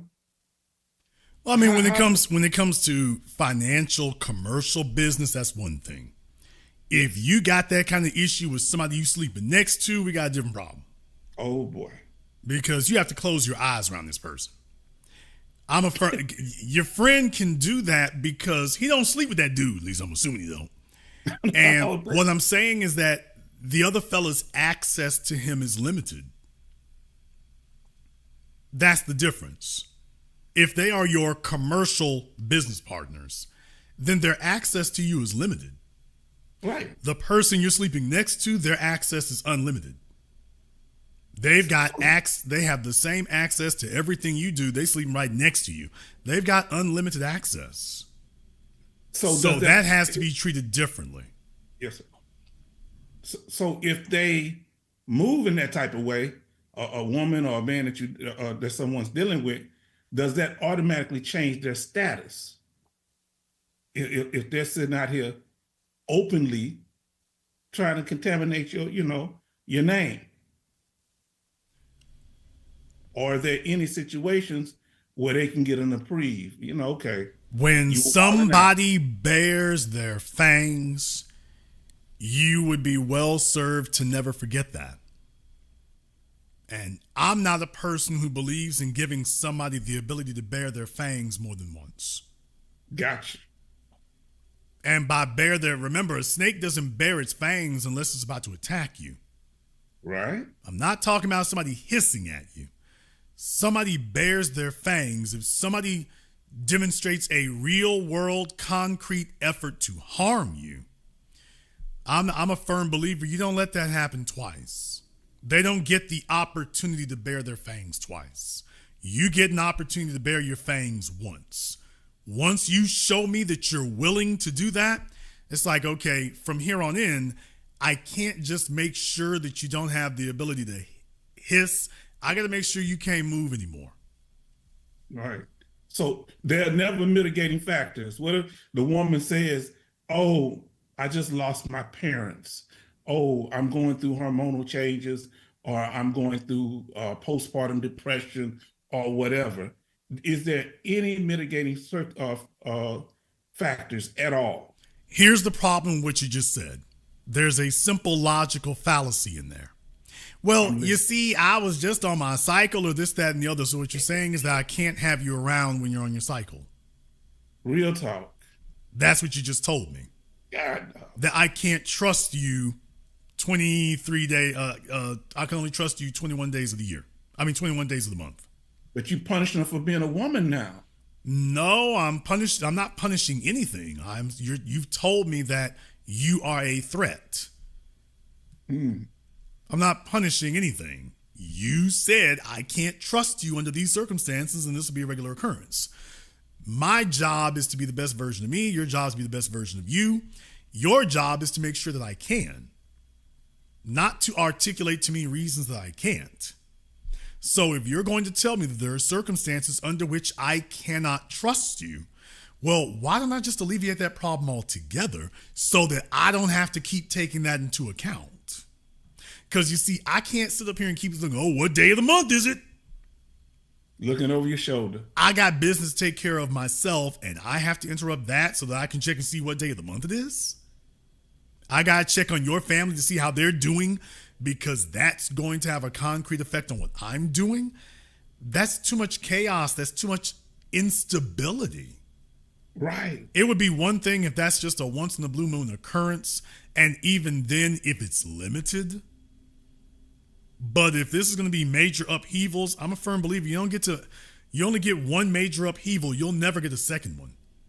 Never. Not ever. As a black man, and yes, I said black, as a black man, I'm a firm believer you don't mess with the money. No. You don't do that. If you ever attempt to do anything that would endanger something I'm doing financially, Oh, that's a one strike policy there. That's a zero tolerance event. You don't get to do that one. Ever. At all. That one don't happen. If you just remember, if you cross that line, you better keep going because you won't be coming back from it. Never. There's nothing you could ever do that will redeem you from that. Never. If you decide, well, screw it, I don't have anything else, so I'm just going to go for a vicious kill shot. I'm like, well, if you strike at the king, you must kill him. Yes. If you go for that one, you better make sure I don't get back up because you'll never return. And a bunch of fellas out here, especially when it comes to females, so many females believe they can cross all kinds of lines because she believes when she throw her legs open, that makes everything okay. And a man has to have enough discernment and enough discipline that he is not so damn desperate for A, sex, B, companionship, that he allows that to be something to leverage. Your survival is at stake. Your status, your social survival is at stake. Your self-respect is at stake. That's not negotiable for me. That's not negotiable. That's not negotiable, and it's not forgivable because I'm not going to attack yours. Right. Mutual. Right. I'm not going to attack yours. As a man, you can do many things with your woman, but humiliating her is something you can't do. Never. You can't humiliate your woman. You can have side chicks. What? Most of you can't, but I'm just saying for the one or two who can, you can have a side broad, but not if you humiliate your woman. You can't. Can you bring her to the family reunion, Jason? y'all in Houston, so it's niggas be showing up at the barbecue with all their chicks and stuff. So. Well, I can do that all the time, man. You know how y'all niggas do. At the damn funeral, all them hoes gonna show up at the funeral. He like, good, I'm dead now. Hopefully they won't start fighting. But you know how y'all do. When y'all get buried, all them broads show up at the funeral. Man, my uncle, look here. My uncle at his funeral, the side piece was speaking from the pulpit. She's like, by the way, y'all need to know what's really going on. I really love them. Okay. So, yeah, you're going to find out who was who then. Now, Jason, do you put, and I don't want to be insensitive, family, do you put, if a young man or a man, period, is dealing with a woman who openly disclosed that she has mental health issues, did you put her in the category of crazy chicks? Well, yeah, she's a crazy chick for certain. Any type of mental, emotional disorder, nope, that's crazy chicks right there. Full disclosure doesn't matter. It doesn't matter how you find out. It's like she was forthcoming. That does not change. Thank you for being forthcoming as opposed to me being Sherlock Holmes. But the bottom line is once you know that, it's like, okay, you must move accordingly. That's a diagnosis. That is a sign of issues. So you're going to have to move accordingly. It'd be different if you were dealing with somebody who has more discipline. This person does not have more discipline. You're going to have to move accordingly. Fellas be so desperate to get something that they start ignoring, I'm talking about red button issues, not red flag, but red button issues. You can't be so damn desperate that you start ignoring that. Everyone does not have that kind of issue. No, they don't. Everyone is not bipolar. Everyone is not on antidepressants. Everyone is not multiple personality. Everybody is not that. No, they're not. Everyone don't have that issue. No. Now, Jason, when it comes to like with Kim Kardashian and the way that Kanye changed her status, let me ask you this. It's one thing to upgrade a woman's status, in my opinion, but when a man totally changes her status and it just changes her whole life, that woman, that's a serious situation because if she's going from total poverty, like what do you call that? I forget the little princess story when she ended up meeting the prince or whatever, and so life totally changed like that. Is that woman,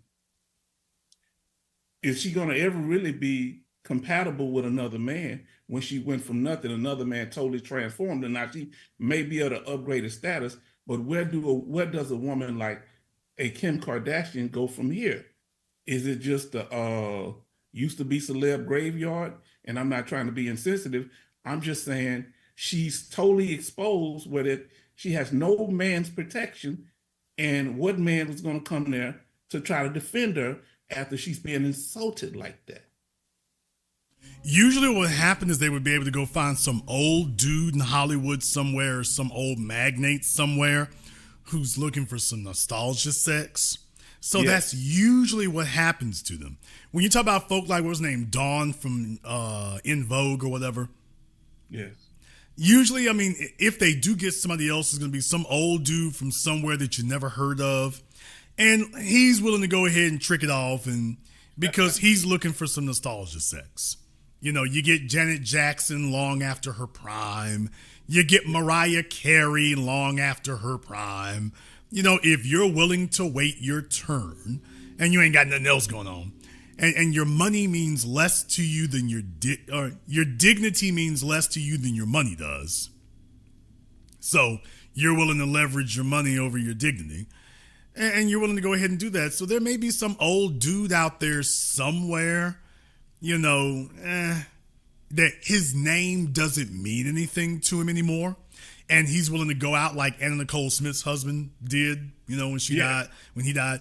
Okay, there's always the off chance that guy is out there somewhere. Although you would have figured he would have poked his head up by now, because it ain't like she ain't just sitting there, because she is. But that's all that's going to happen there. That's the best she could hope for, is that there's some old dude out there somewhere who's waited his turn and willing to go ahead and do that. Other than that, all she's doing now is waiting for her children to get old enough and see if she can get them a record deal, which is what I predict is going to happen. Okay. She's waiting. It's like with Blue Ivy. She's waiting for her kids to get old enough so she can see if she can get them into the business. Okay. So do you predict Kim Kardashian eventually getting a man and settling down or remarry? No, I'm not predicting that it will. That's going to be a very hard hill to climb. That's going to be a very heavy lift to do, because Kim Kardashian it would have to be a fellow who's got a lot of money and is eminently wealthy, and it's not going to go anywhere. It couldn't be another celebrity. That's the part that can't happen. She needs some. That's why I always told you all, the reason for Kanye is because his money isn't dependent on, fame or some flash in the pan thing. He's got residuals in the catalog that's not going anywhere. So his profitability is always going to be there. She needs somebody like that. She needs somebody like that who doesn't think anything of buying 5 My Box. That they can buy My Box the way you buy shoes. And they are committed to her to do that because she needs the name. Kim Kardashian doesn't have any other talents. All she has is her ability. She's famous for being famous. She's not famous for doing anything except Ray J. But she's just famous for being famous. So she would need a guy who could financially float her so that she can continue to go around and look for ways to keep herself famous. She's now streaking towards 50 like a runaway skateboarder down I-20. So at this point right now, it's like, okay, she's about to smack into the wall like a bug on a windshield. You're not going to be able to keep leveraging that. So that's why she's sitting over there with Lala Anthony and all the has-been hoes. No disrespect, Lala. None at all. I just warned you all. That's the way it goes. You will not get another Carmelo Anthony. What you will get is some super fan. Okay, and then get ready to get laughed at. Because that's the part that nobody tells you. The issue isn't that Kim Kardashian cannot, quote unquote, get a man. Can she get a man who will not be laughed at? Can she get a man that people are not going to mock? Can she get a man who folks are really just looking at them side-eyed and it's strange? Can she get a man who is respected and revered in the soul circles that she wants to be in like that? Can she do that? Because otherwise, you've downgraded. Gotcha. It's like, congratulations, you got some dork to marry you, but he's a nobody, and so are you. Pete Davidson's not broke.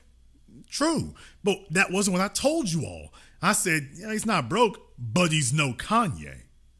No. So these women are looking for a man to help maintain the lifestyle that they got or elevate it and get them into certain circles what they're familiar with.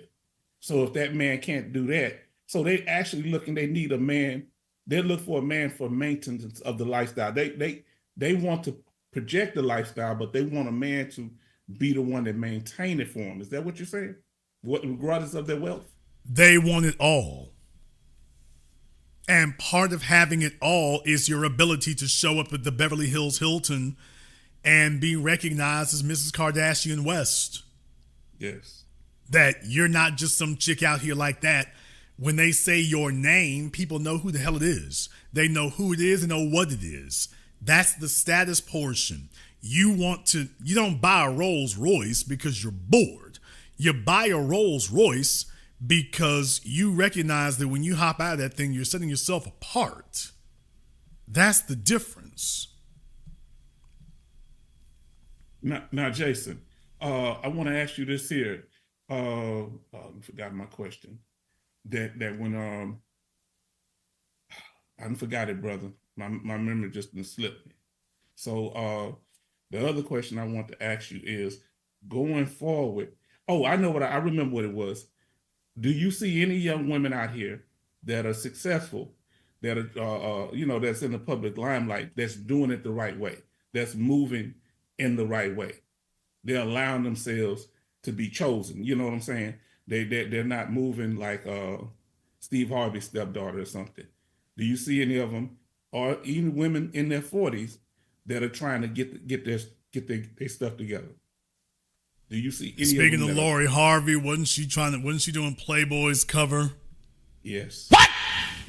Did I call it? Desperation. Or did I call it? You did. What does that say when you're on the cover of Playboy? We all know what the prospects are for every chick who ever been on the cover of Playboy. We all know how that goes. Did I not tell you there wasn't going to be another Michael B. Jordan? You said it. I said it right. There's not going to be another Michael B. Jordan. She turned that down. It's like, oh, baby, you're done. Your mama never would have. If your mother encouraged you to do that, I'm like, you need to go ahead and punch her in the damn mouth with some brass knuckles. Because you're never going to get that again. You feel that women get a special joy out of turning down a producer? Do you think that makes them feel like they're in a powerful position? Yes, I turned down Michael B. Jordan. Yeah, he was. What it shows you is that when you're not ready, it won't help you. I thought her mama would have prepared her, given the fact that she know the game. Well, yeah, she knows the game, but here's the thing that nobody ever thought about. Does Marjorie know how to teach the game? There are a whole bunch of people out here, they were well taught, and so they're good students, but they don't know how to teach. Real good. So they had good teachers, and they became good students. But just because you're a good student under a good teacher does not mean that you are now prepared to teach. Gotcha. Y'all know a bunch of them like that. It's like they learned from somebody who's good. They know their job, but they don't know how to teach you what they know. They're not a good teacher. And take a look at them. Kris Kardashian obviously knew how to teach her daughters. Yes. Whether or not they can pass it on, we'll see. But I'm not optimistic. But I will tell you that when you take a look at Lori, I'm like, okay, that's every mistake in the damn book. So she wasn't well taught. Michael B. Jordan, that was it. Right. That was your Kim Kardashian move. He was the hottest black man in Hollywood, period. One of the hottest in the business. Long runway in front of him. Baby, time to pitch camp. Yes. And it was either one of two things. Either she was a disciplinary problem and Michael wasn't trying to fool with it, or she told herself that she had better options. Don't worry, there'll be a better one, and I'll be first in line for it. Even though she can't see him, they're nowhere around visible. She's saying there's better options than a Michael B. Jordan sitting in front of him. Thank you, Jason. I really appreciate you. Thank you very much for giving us a call tonight. Yeah, like I say, if you're not ready, then you can be handed everything you need and you will still fumble the ball. You'll still fumble the ball. There are some lessons to be learned here tonight. One of the lessons to be learned is what happens when you used to be the hot chick. All right, I've been talking to the fellas all night here. I got to talk to the ladies here. You want to know what the real red zone is for you? You want to know what the real danger zone is for you? The real danger zone is when you used to be the hot chick. Ladies, there's a reason why y'all know full well, there's a reason why you all go nuts and insane to keep your sexuality as hot as you can, because when you see the look in men's eyes, when your butt cheeks sit up nice and firm and they barely jiggle when you move there, when everything is sitting up nice and firm and there's no cellulite and flawless, you see that it's mesmerizing. It's mesmerizing. The reason why women will die having bootleg BBLs is because they see the effect that raw sexuality properly executed has on men. And they want it because there is no substitute. There's nothing else like it. That's the reason.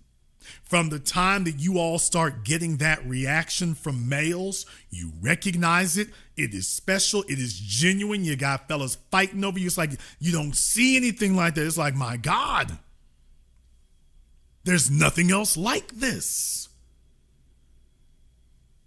There's nothing else even remotely resembling this. This is an effect from men that you don't see anywhere else, and you've harnessed it. It's like putting lightning in a soup can. It's like, how in the world can I get this in here? And you spend the rest of your lives trying to preserve it, and if you lose it, you'll spend any amount of money or time trying to recapture it. Because it's like nothing else out there. Valentine's Day is coming up next week.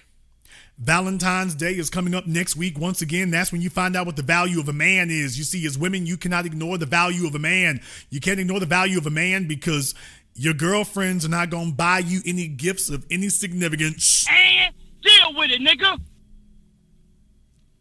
Your girlfriends are not going to purchase you any gifts of any significance. When a woman buys gifts, the value is in the dozens. When a man buys gifts for a woman, the value is in the hundreds and thousands. Not even remotely close. You cannot compare the two. How much a woman is willing to spend on a man or other women isn't anywhere near the zip code of what a man is willing to spend. You damn right. You want to keep that leverage. You want to keep that ability. You want to keep those powers as long as you possibly can. It's real good to be a female that men desire. Oh, y'all ladies know it's the damn truth. It is real good to be a female that men desire.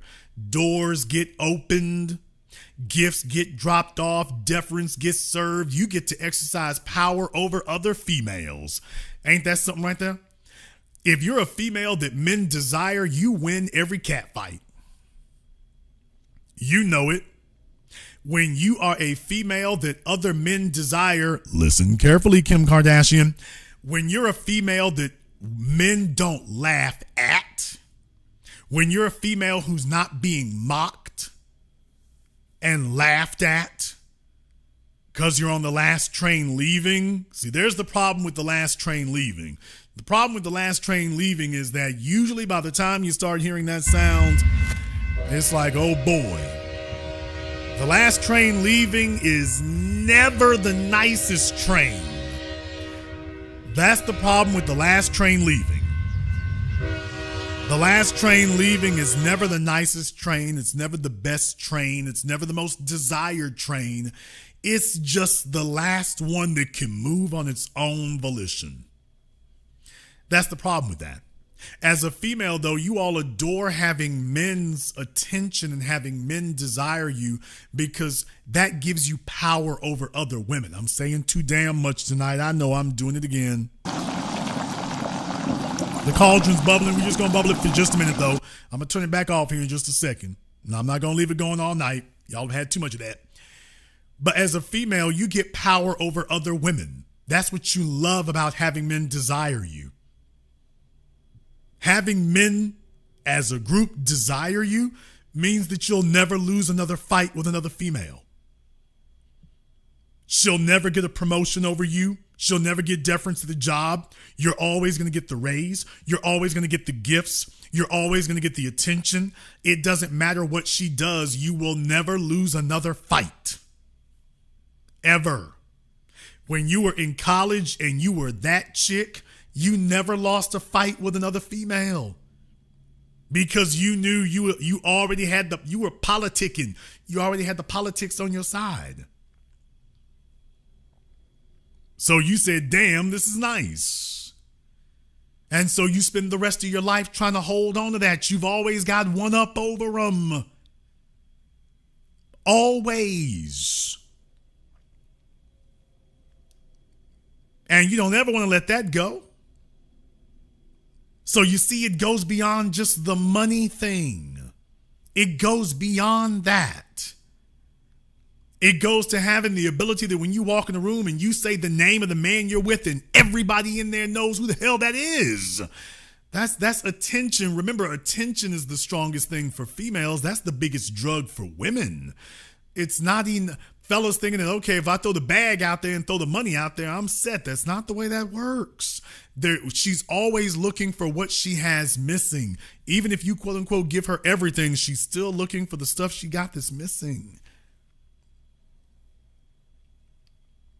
And when men fawn over you, when men desire you, when men placate to you, that matters. That matters.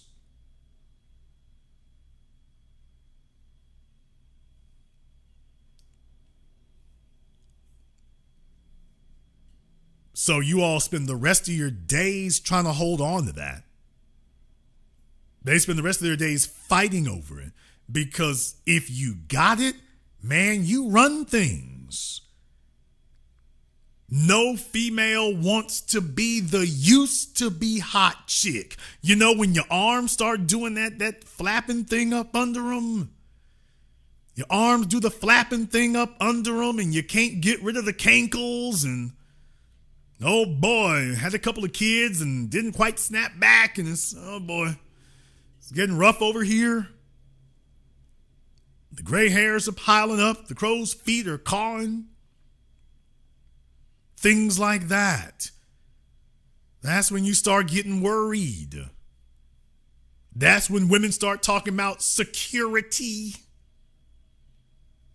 When females realize that it's like, oh hell, competitiveness going out the window. Now they start talking about security.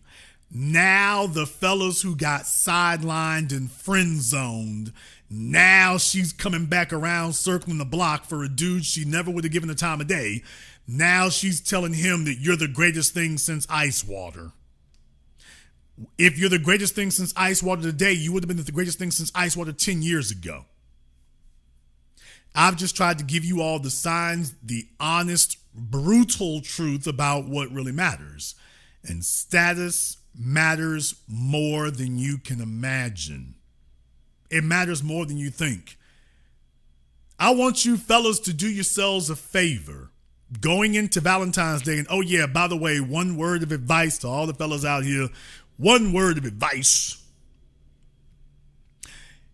If your chick has been messing up and you don't really feel like she deserves anything for Valentine's Day, you've got about 2 more days, about 48 hours, so that you can have to start some bull jive argument with her so you can do a temporary breakup. Damn! You got about 48 hours. If you wait until after the 10th, she gonna be suspicious. So fellas, you got about 48 hours. Come up with a reason to get into an argument with her so you can tell her, you know what, we should take a break. I think we should just take a break for a little bit. I think we should just take a break. We should just take a break. And she going, you know what, I think you're right. Okay. So fellas, it just, she done did just enough that you're like, I don't really feel like buying nothing. It's just,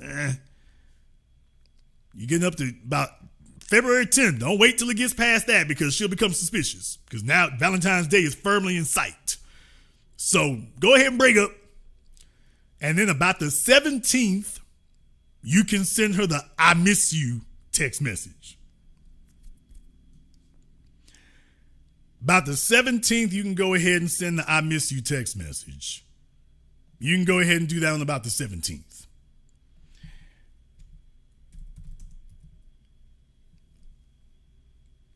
I'm going to get in trouble here. I'm going to get in trouble for it tonight, but let me go ahead and do that. Fellas, you can send the I missed you text message. You can go ahead and do that, and then about the 17th, you can go ahead and send that I missed you text message. You can go ahead and do that. I believe a woman loves stronger than a man. You might have to take it easy when you get around there. Keep on telling me everything's okay.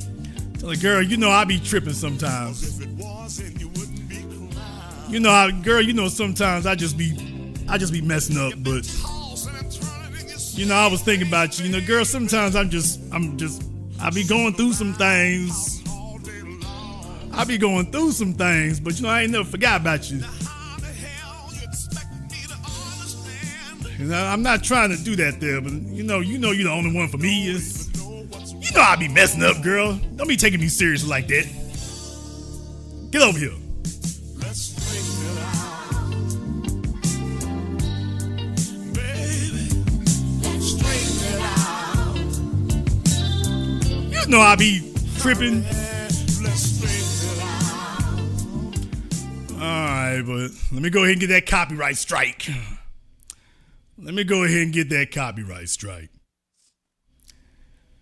So, fellas, you got about 48 hours to go ahead and gin up this bull jive ass argument you're going to start so you can have this temporary breakup. And then about the 17th, you can send her the I miss you text message. If she tell you she talking to another dude, she was already talking to that nigga, so don't make it seem, don't let her fool you and thinking she found somebody. No, if she tell you she was somebody else, she was already talking to him. So somebody asked me, but Jason, what if she bought you the gift? She can give it to you on the damn 17th. If she was going to give you a gift on the 14th, she can give you that damn thing on the 17th. So, fellas, you got 48 hours to go ahead and if you got to make that move, you better do it in the next 48 hours. Because after that, Valentine's Day is firmly in view, and she is not going to let it go. So, that's going to be the first thing. The next thing is, please remember, status matters. The biggest lie in the world you can be told is that it doesn't. And the reason why I'm bringing it up is because, fellas, I want you to do yourselves a favor. To everybody who's listening to me here tonight, the information and analysis you'll receive absolutely nowhere else. I want you to do something. Do yourselves a favor, fellas. I want you to go on Instagram. And go look up the groups for G-Wagons. Go look up the groups for Porsches. Go look up the groups for Bentleys. And go watch in the comment sections. See the reaction from the females in the comment sections. See the reactions there. I want you to take a look at that. I want you to take a look at that list. I want you to see some of the stuff they say. I want you to see how they respond. I want you to see some of the raw emotion up in there. That's the real thing. That's the real thing right there. That's how you knew Kanye was going to come back, and that's how you knew Kim was going to fall off, and that's what's happening in your life, whether you realize it or not. You don't have to be a celebrity. You don't have to be an international superstar. You just have to be the best at what you do. Go and do yourselves a favor. Go and check that out and see what the women really think. See what they're saying when they're just by themselves in some of those pages and whatnot. Do that and take a look at it for yourselves. And then just remember, that's the real thing. That right there is the real thing. And she really means that.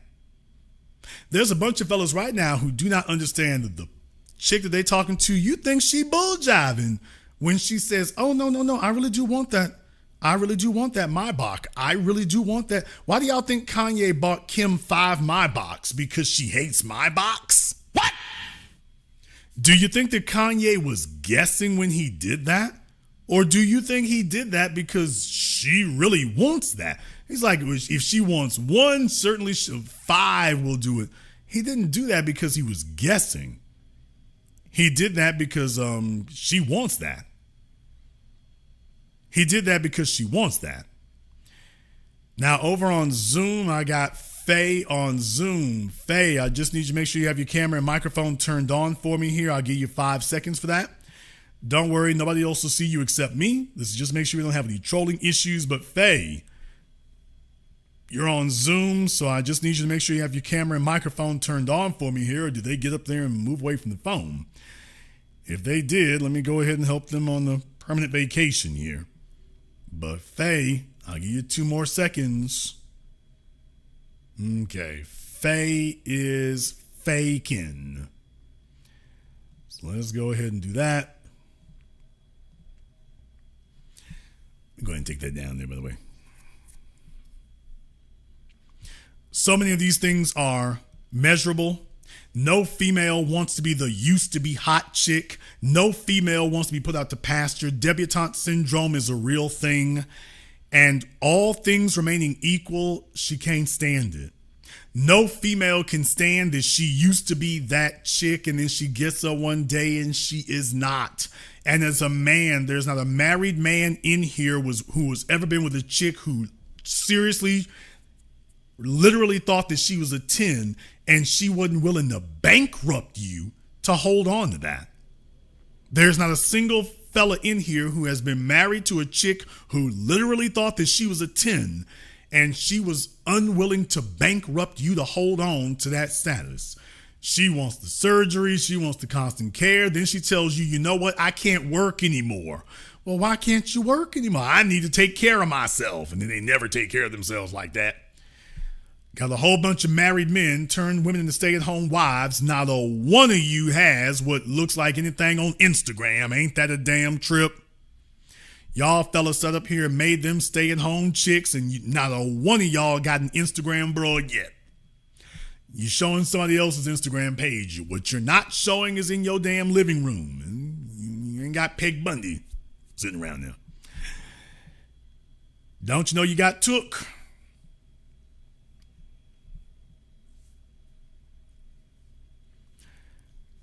Please understand, nobody wants to be the used to be hot chick. She does not want to be used to be hot. She does not want to be a washed up has been. She doesn't want that. That is the most devastating, crushing thing that can occur is when she used to be hot. She used to be that chick. She used to have a name. She's not going to forget that. The most probably one of the most dangerous, if not the most dangerous thing I see among males today is there's a bunch of fellas out there, and I got to tell you, 90% of the men I see today, they were not her first choice. Now, let me correct what we mean by not your first choice. This is going to come as a devastating surprise to a lot of fellas. Most of you guys, I'm telling you right now, looking at my Facebook timeline, taking a look at Twitter, Instagram, I'm just going to say like this. Most of these fellas here, yo chick has been naked in somebody's DMs the year you decide to propose. What? That's what I mean by you're not her first choice. I don't mean 10 years ago she's still pining for someone then. I'm talking about she was throwing the bait out there right up until the day that you decide to go ahead and do that. I want to hear somebody who's going to tell me that I'm wrong about that. I want somebody to sit up here and literally try to dispute me and debate me over that, because that's the real damn world. Most of y'all fellas here, y'all know chicks, straight up hoes, drug habits, promiscuous as hell, tattoos, mentally and emotionally imbalanced. Some dude is sitting up here cheesing because it's his turn and he's willing to sit up here and make some permanent commitment. He's done got the broad pregnant. And you're like, by the way, she was bouncing in DMs 2 months ago. I got fella. Let me try this right quick. Just in case the women think I'm lying or making it up. Fellas, give me the mailbox emoji if you had a chick who was in your DMs trying to holler at you, and then within the next 6 to 12 months, she got married. Give me the mailbox emoji for the men in here. If you had a chick who you saw on your timeline and she was getting married and she was in your DMs 6 months or a year before then, not 2 years, within 6 months or 6 to 12 months, she was in your DMs 6 to 12 months right before she went and did that. Ladies, I want you all to take a look and see. I want you to take a look and see. Okay, Go-Go said not married but pregnant. Okay. Okay.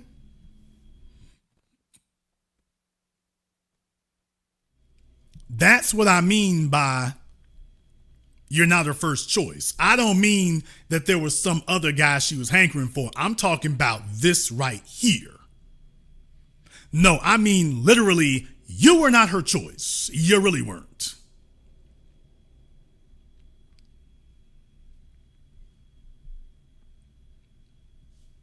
No, Muhammad Media, you don't want me to do that. Oh, trust me, you don't want me to do that. Believe me. That's an everyday thing. And there's some fella out there buying a house. There's some fella out there going into debt. There's some guy out there cheesing his ass off, and this is the reality. No female wants to be the used to be hot chick, because when she loses that, you enter this really desperate phase where it's just like, damn, let me see if I can swipe something off the table. That's rock bottom. That goes there. That goes there. So fellas, keep your eyes and ears open in that regard. A lot of you might be the last thing leaving. I can't even say train leaving, and she got to convince you there's value to it, but please understand, the worst simp is a paid simp. What? Damn! The worst simp is a paid simp. There's a bunch of fellas out here who think that if they got enough money, then that's going to counter.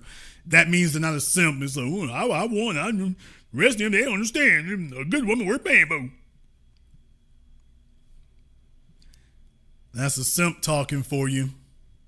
The men that she really desired, she paid them. You show up and she's telling you what a real man pays for. Now, all the fellas understand that. The men that the woman really desires, she pays for them. The men that she doesn't, he can take care of that. When she starts dumping the financial stuff off, and it's like, yeah, that's the one she doesn't really desire. Women don't think anything about money when it's a man they desire. If you're not, next thing you know, it's like, okay, you paying 10 times the amount. It's like, I'll be damned. Now, how in the hell is it the last 4 fellas didn't have to buy you a house, but I got to buy you a house? Recognize when she's like, okay, you're not really that dude. So for me to tolerate you will require a mortgage. I can't really tolerate you if there's not a mortgage involved. I can't really tolerate you if there's not unlimited financial exposure involved. I can't really tolerate you. Going into Valentine's Day here, ladies, I got to read the mail. Men adore seeing the sparkle in a woman's eyes. Men love seeing that. And women, there's few things that make a sparkle in her eyes than getting her dream gift. But that's the biggest delusion that a male can fall for. When a man has to purchase that sparkle in a woman's eyes, that ain't real. Dude, the sparkle, you sitting there doing that and you're telling yourself the sparkle is for you. No, it is not. The sparkle is for what you bought, not for you. It's not for you, it's for what you bought. But you're telling yourself, well, me and it are a package deal. And she's sitting there saying, no, you're not. Every man in here who's ever gotten divorced found out the hard way that the house he paid for, the car he paid for, the trips he paid for, the insurance policy he provided, as far as she was concerned, that wasn't no package deal. That's not a package deal. You just wish it were, but every man in here who's gotten divorced found out that when she was sitting in front of Judge Wapner, she let him know, yeah, this isn't a package deal. I want you to separate him from all this stuff. I still want the stuff. I want him separated. It's not a package deal. I don't have to take the baby in the bathwater. Oh, I'm hurting some feelings. Ladies, the men deserve to know that that's exactly the way you all feel. If that's the nature of the relationship and it becomes commercial in that way, you don't see that as a gift that is attached to him. You see it as you finally got something you wanted, but you don't see it as he and the gift are attached at the hip. Fellas, why do you think it is that all these females have no problem sitting up here with you engaged to them or proposing to them, and as soon as if she calls it off, she's like, and I get to keep the ring? It doesn't work that way. If the value doesn't come from you, it doesn't work that way. So a simp is going to lead with his money, and he's going to tell himself, well, don't worry, I'm winning. And then you're going to get shown you're not, because you can't, because you don't. Kanye West's value was not from his ability to spend money. Of course, that was a part of it there. Of course, he had the bag, but he had the bag because he was accomplished. And that gives you status, and that's why he's had a never-ending stream of females who've been lined up for that, because you deliver in that regard. When you demonstrate you can do that, the value is self-evident. The value is self-evident. And if people try to knock you off your square, you're going to have the ability to do something incredible there. He's demonstrated the ability to rebuild it. Now, that's rare among most men. Most men, when they get knocked down, they never get back where they were again. There's the real problem right there, is that most men, when they get knocked down, especially if they have a serious incident, they don't know how to pick themselves back up. That's a true statement. A lot of you fellas in here, you've seen your fathers, that happened to them. You've seen your brothers, you've seen your male coworkers. Most men, when they get knocked down, especially over the age of 40, if they have to start over again, most men can't do it. They can't. They're so emotionally demoralized. They always told themselves that if they ever got knocked down, they can pick themselves back up again. But the higher you are, if you have to fall from a really big height, that's usually the end of them. Because they get stuck on where they were. They took a look at where they were. Man, that Fleetwood Brome. They're stuck on where they were. They're fixated on where they've been, and they're calculating what they've lost. So they completely lose the ability to start forging a new road ahead. They're fixated on what they've lost. Where would Kanye be today if he was fixated on what he lost with Kim? And he lost a lot. But he also had faith in himself that he could rebuild that. But for a lot of fellas, y'all have seen him. Many of you, you've lived him. Some of you have been him and still are. That you're fixated on what you lost and all the years you put into getting it. Now it's gone. Poof, gone with the wind. And you feel like you're owed that. Now there's the other part of it. You feel like you are owed that. Hey, I bought that damn Cadillac. I bought that BMW. I got that house. They ain't giving them damn things away. I had to earn that. What do you mean it's gone? I had to earn that. And you don't want to get another one. You want that one. Because that's the one you worked for. That's the one you owned. You are emotionally attached to it.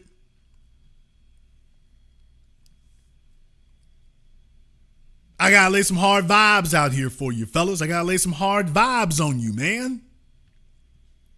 For a lot of men, you're not going to have a fly chick if you're not going to have a chick who is going to be super sexy and loyal. And deal with it, nigga. That's just it right there. I didn't say that there are not chicks who can be.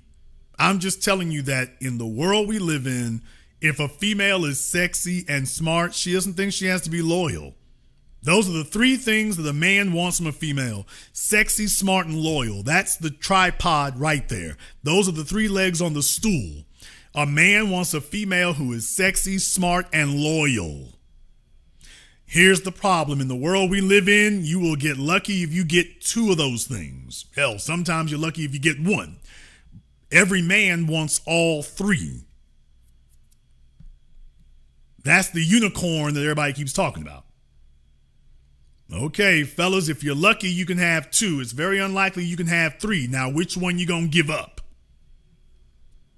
She can be sexy and loyal and dumb as a box of hammers. She can be loyal and smart, but she's ugly as a bowling shoe. She can be sexy and smart, but she's not loyal. Which one you gonna give up? Which one are you going to give up? You want the one who's got it all, but most females realize they can get what they want and not have to have all three.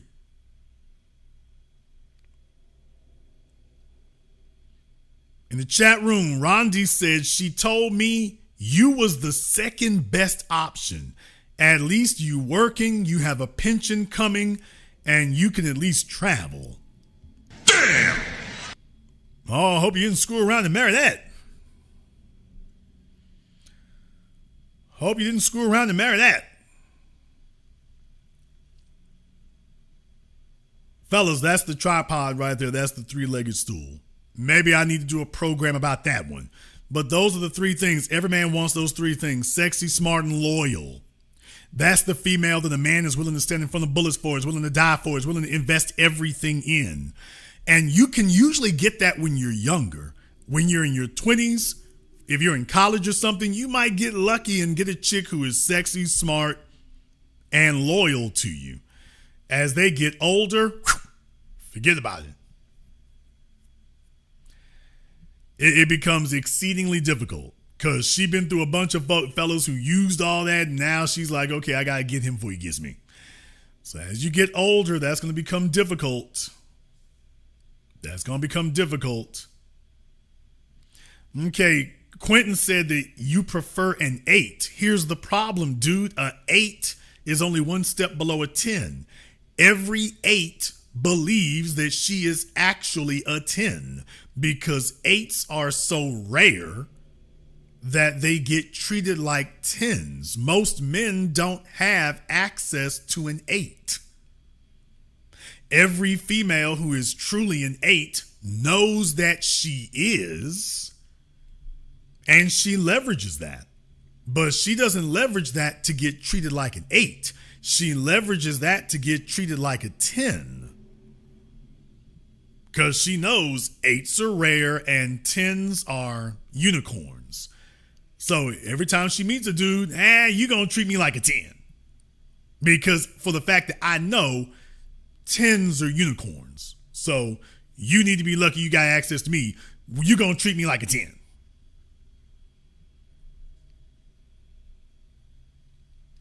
So there's the catch in what you're saying.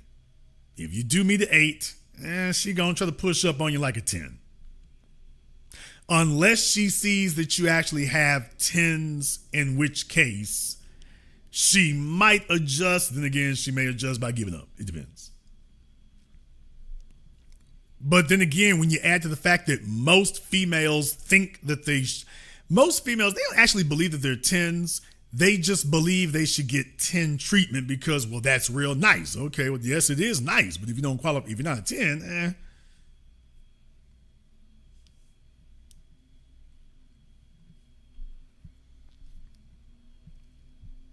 No, the reason for 8s with a kid, the problem with them is that they are in denial. That's the issue.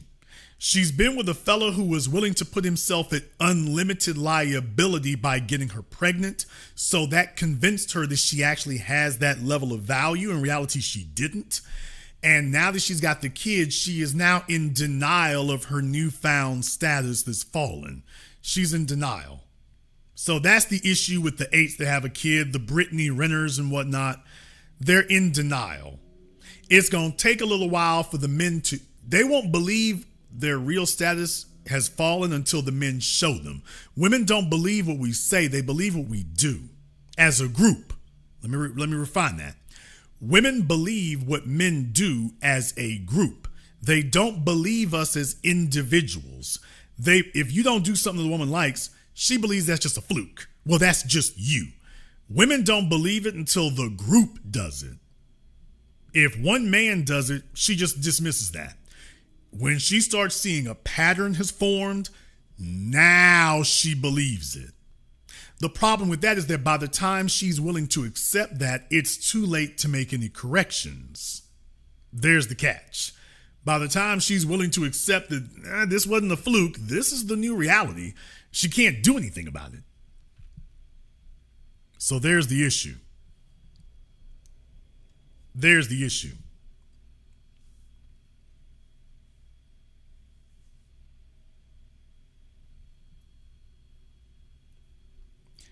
And for most women here, I'm bringing this up here because, fellas, she's not going to tell you any of that. But for men, when you get knocked down, most women are accustomed to the idea that when a man gets knocked down, that's it. That's it. You're done. We can go ahead and write you off.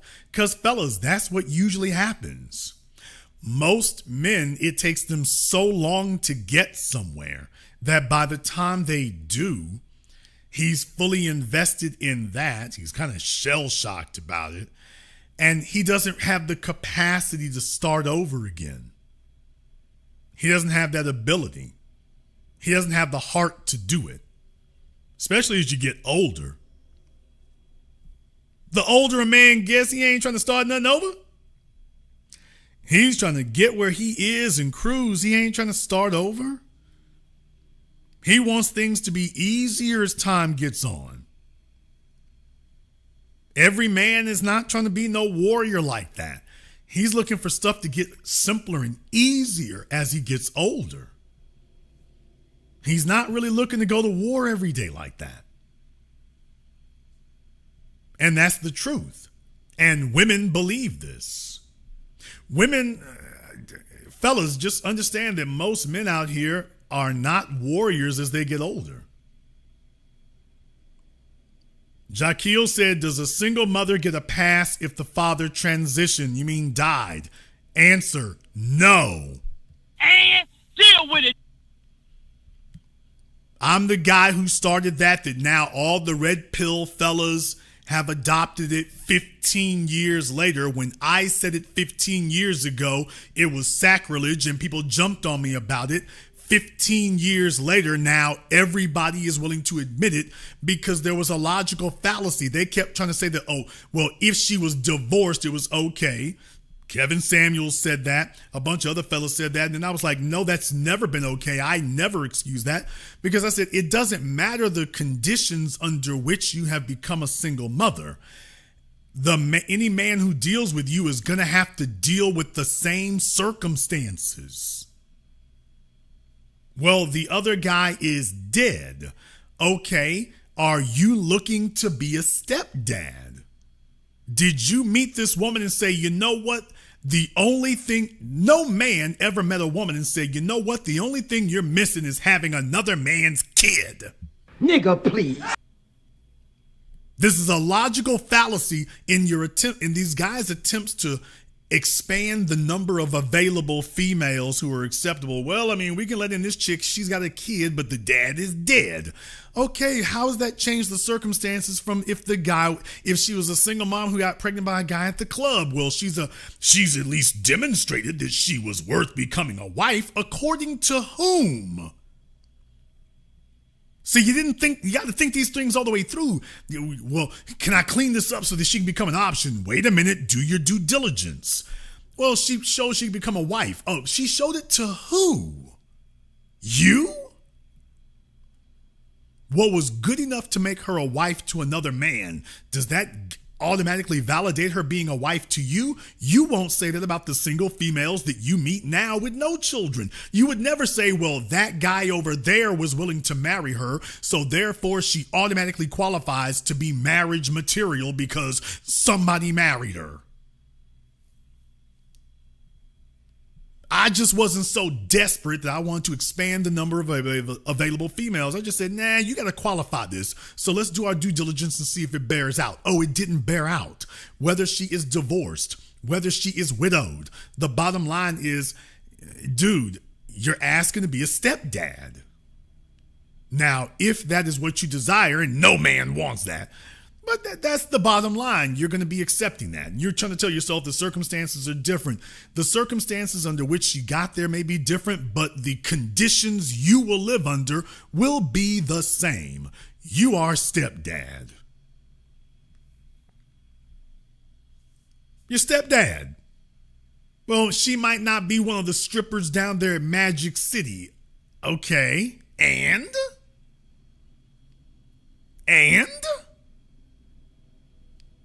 And what's your point? You don't have one. You're still going to be walking in the door talking about, okay, you're interested in her. And then she's like, okay, well, me and the baggage. Okay. And I'm just saying, hey, if you're going to make that move, if you're going to be that dude, if you're going to go for that, then go ahead and do it. But don't sit up here and lie to the rest of us and tell us that you made a different deal. No, you didn't. You didn't make a different deal. You just tell yourself that because it makes you feel better about doing it, but you made the same deal. You made the same deal. So don't sit up here and try to gaslight the rest of us into thinking, oh, he different. No, you're not. It's going to be the same situation. It sure is. You didn't get with her saying, you know what? I sure hope you have a kid. Damn, baby, I really liked you until you told me that you were single with no kids. I would really like you more if you had another man's baby when you met me. Damn, baby, I don't know if I can really fool with you. I mean, you ain't got another man's kid. Come on, fellas. Recognize a logical fallacy when you see one. You trying to get stuck on, well, she didn't choose to be a single parent. I didn't say anything about choosing it. What are the conditions under which she will live? What are the conditions under which she will live? You are going to be under those conditions. It doesn't matter how sterling her track record was before you. This is where you going to be. Is this what you really want? If it is, go for it. You know better than that. A man wants a clean slate. He wants to be able to build the situation he wants to. You can't do that when you are taking on another man's responsibilities, even if that man is no longer alive. You're taking that on. So you're having to deal with his imprinting. You're having to deal with his carving and his molding. And that's just the bottom line.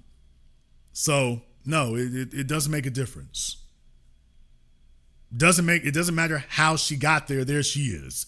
Oh yeah, one more thing, fellas. You do understand that nobody ever wants to talk about the fact that works both ways, right? What? Nobody wants to talk about the fact that works both ways. You see, when a man goes broke, women don't give a damn. When you walk up to a woman and you broke, she don't give a damn how you got there. Oh, ladies, I got to read the mail. I got to read the mail. Fellas, what do y'all always complain about? Women don't give a damn why you ain't got it. All she knows is you ain't got it. She doesn't give a damn how long y'all two been married. All she knows is today you had it last. You talking about all the 25 years you had it. She's like, baby, year 26, you ain't got it. You don't get credit for the previous 25 years. You get credit for what you got today. She doesn't care if you are psychologically shell-shocked. She doesn't care if you lost your house, your job, your family. She don't give a damn what happened. All she knows is you ain't got it. You lost a leg. She doesn't care. All she knows is it doesn't matter how you lost it. She gonna have to live under those circumstances and those conditions. She doesn't grade you on a curve and say, well, he lost a leg though. Well, he been down and out. Well, he been depressed. Women don't give you that. It's nigga, you ain't got it. You're trying to regale her with your circumstances and personality. Fellas, they don't grade us on no damn curve. They don't spot us nothing. They don't sit up here and try to expand the number of men available and say, well, wait a minute, we got to judge this guy a little different. She's like, oh, no, nigga, let me pat these pockets down. Hold on, you ain't got it. You ain't got it. Well, baby, you see what happened, some things occurred there, but I am very good husband material. Still, nigga, you ain't got it. Well, when I was with my wife before she divorced me, I bought 2 houses and 8 cars and we went on trips. And she's like, yeah, but nigga, you broke now. Well, you see, the divorce did bad things to me and then I lost my job. And she, man, you ain't got it. She's like, come back when you get yourself together. She don't want to hear it. And then the fellas sit over here telling me, well, Jason, what if? Okay, fellas, when you walk into the females, you don't get a what if. You ain't got it. What if I was 6'5"? What if I was paid? What if I looked like Idris Elba? She's like, okay, what if? If was a fifth. So fellas, for your own sake, stop doing that. The females never say that about us. We don't get graded on the curve. They never say that about us. And they are ruthless. They are ruthless with it. The women, it's just like, nigga, you got it or you don't. Any fellow who's been to a club, the women are ruthless. They're ruthless.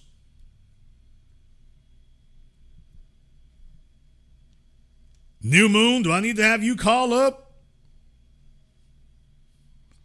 I didn't know you were speaking for everybody. I didn't know you were speaking for everyone else on earth. Maybe I need to have you call up and you can educate us too. Maybe I need to do that. I'll see.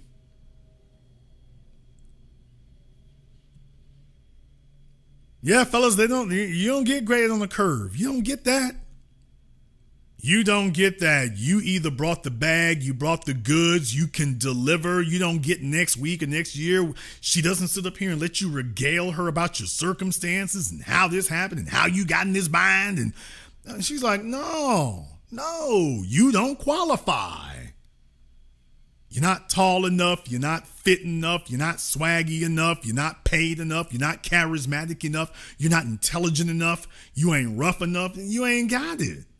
Well, you see, baby, the divorce happened over here, and I took care of some kids, and I've saved some children from fire. And she's like, well, congratulations, but yeah, you ain't got it. And I'm not going to live like that. Here come the fellas. Well, it's Jason. I can overlook the kid if it's my turn. Okay, well. This has nothing to do with whether or not she is a, quote, good woman, whatever in the hell that means. Whether or not she's got redeemable characteristics. Whether or not she's a kind, caring person. Whether or not she's a good nurturer. That has nothing to do with it. This is X's and O's. This is X's and O's. And just the bottom line is, okay, this is what it is. And if you're willing to accept that, then under those circumstances, then carry on. Carry on. Do whatever you're going to do. I've never sat up here and told men, well, you can't do that or whatever. Man, go right ahead and do that. Just don't lie to the rest of us that that's not what you're doing. Just don't lie about that. Because that's insulting our intelligence. As men, if you're going to have a standard, you got to stand by that. The females damn sure stand by theirs. From the time that you were boys in elementary school, you saw how the girls were ruthless. If the girls, you had the two little cute guys in elementary school, and the girls always were falling at their feet, and those boys could play with them or whatever, and the girls just gravitated to them, and nigga, you didn't exist. And they didn't give a damn that you didn't have that. When you got to high school, it reached its peak. The girls didn't give a damn what you didn't get. They didn't give a damn you got no attention. They didn't give a damn that you were sitting over there by yourself. They didn't care. They would mock you to your face.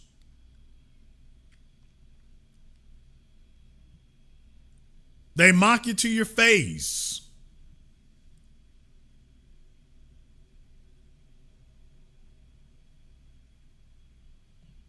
Okay, take some time off, sir. Take some time off here.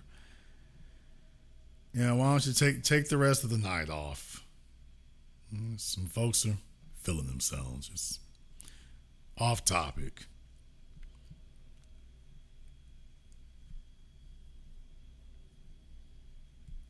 Fellas, you know full damn well the girls didn't care what you didn't like. High school, college, nigga, you was without, you were without. And they tell you to your face, if they were feeling you, you didn't have to be told she was up on you. If they weren't, man, it was crickets. You didn't have to be told that the females weren't feeling you. You had the deafening sound of silence. The females have never been shy about letting you know you ain't that dude.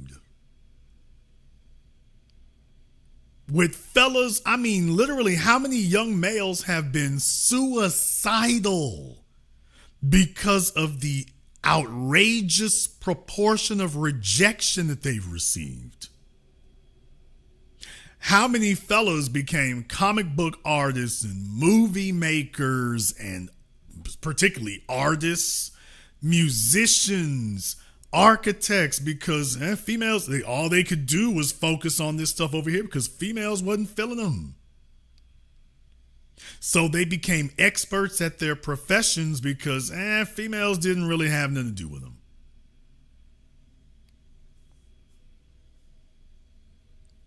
Okay, the women have never apologized for that. Never. You got chicks breaking up their relationships, their marriages, so they can hop into Chris Brown's lap. That's the ultimate sign. That and abortion are the ultimate signs that you ain't that dude. They are ruthless and heartless in demonstrating that to you.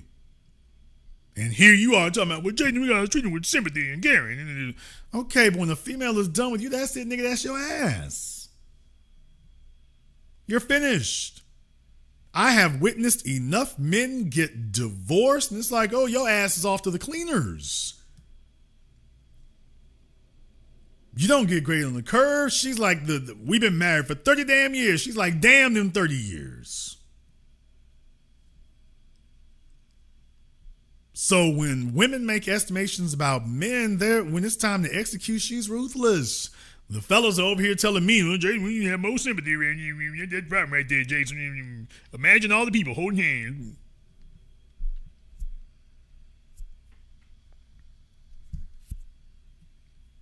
That's the problem, Jason. You just too Jason right there. You understand right there. And so all I'm saying here is that fellas, and just if you have a standard for it, that's what the standard is going to be. And as men, that's the one that serves us best. Do you have a clean slate with which to work with? That's it. And I'm not telling you fellas how to move. I'm not telling you who to be with or not to. If you want to go ahead and do that, go right ahead. Knock yourselves on out. I just think that you should not get into any situation like that you cannot get up and walk away from. If you've got the ability to get up and leave, do your thing. You go off and go make some situation where you're permanently attached. Okay. No, they paying Chris Brown to hop in his lap. Think about that for a few moments. This fella is sitting there paying a mortgage for a female who says that she wants to be a stay-at-home wife or a stay-at-home mom, but she paying Chris Brown $1,100 to hop in his lap while telling you that she ain't gonna go 50-50 and you have to pay a mortgage. Think about that for a few moments. She's not going to go 50-50, but you have to pay a mortgage.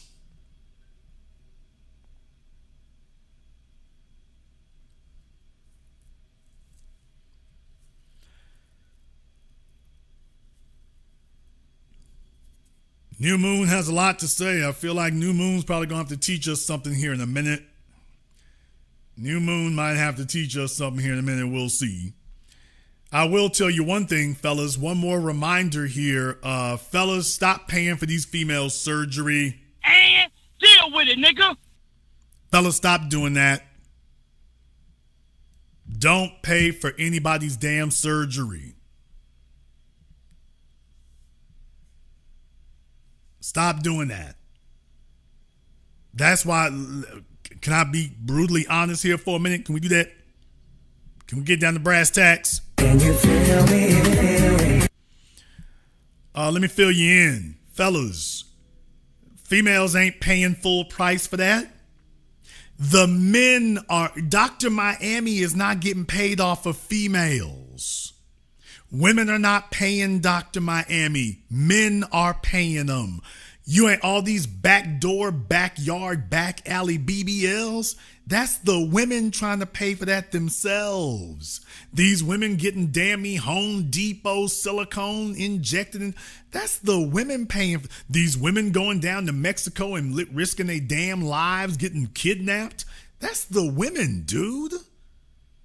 The man is going to slap down 10 G's with somebody who got some Yelp reviews and isn't under indictment or investigation by the medical board or the attorney general's office. That's the men.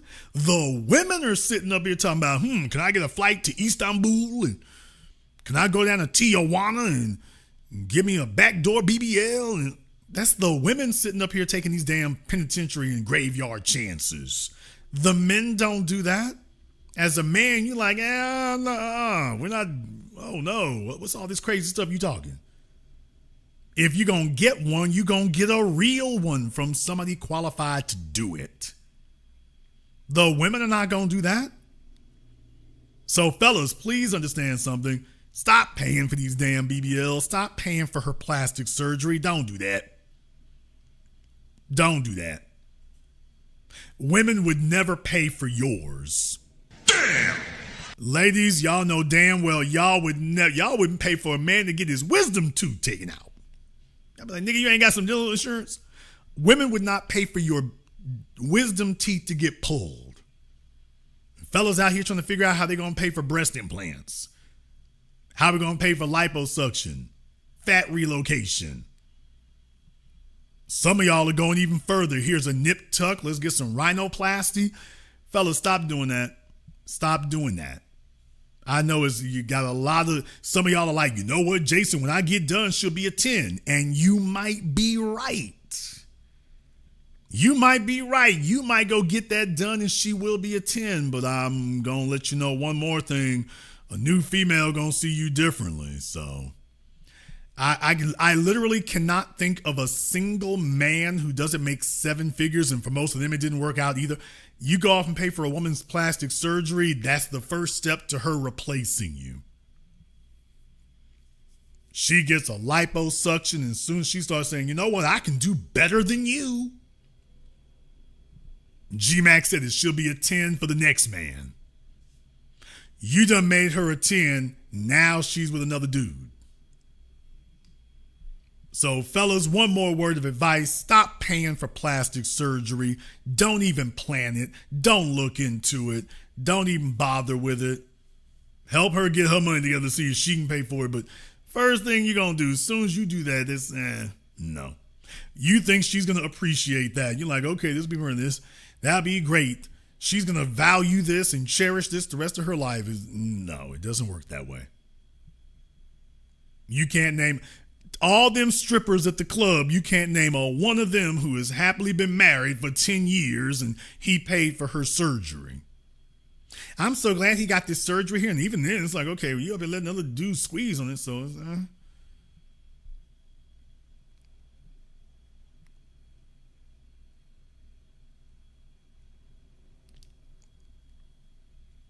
it's going to be a rough ride out there. It's going to be a rough ride out there, but I want you to understand how you got there. So for the men listening here, there's a lot of traps you can fall into. There's a lot of traps you can fall into.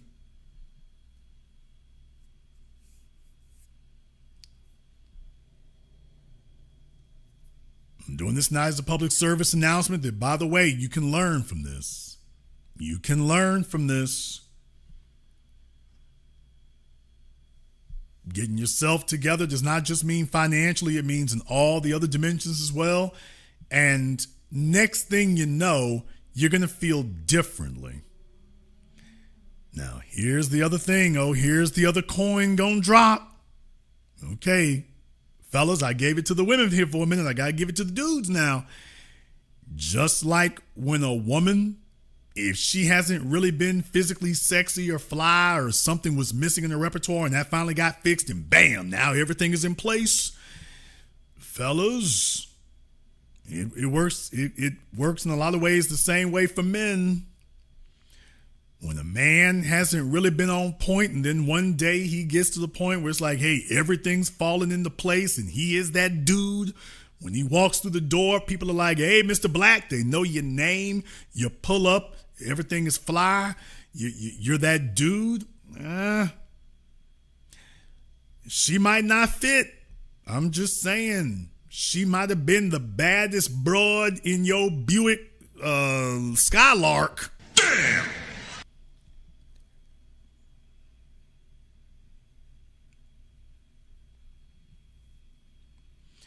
Back when you were pushing that Plymouth Prowler, she might have been the flyest chick that you ever had in your Plymouth, but things might change. When you go get the Range Rover, she might not be the best thing, the baddest thing you saw putting in theirs. Fellas, nostalgia has its place, but please understand, for the men and the ladies, nostalgia lasts about as long as it takes for a man to get something better.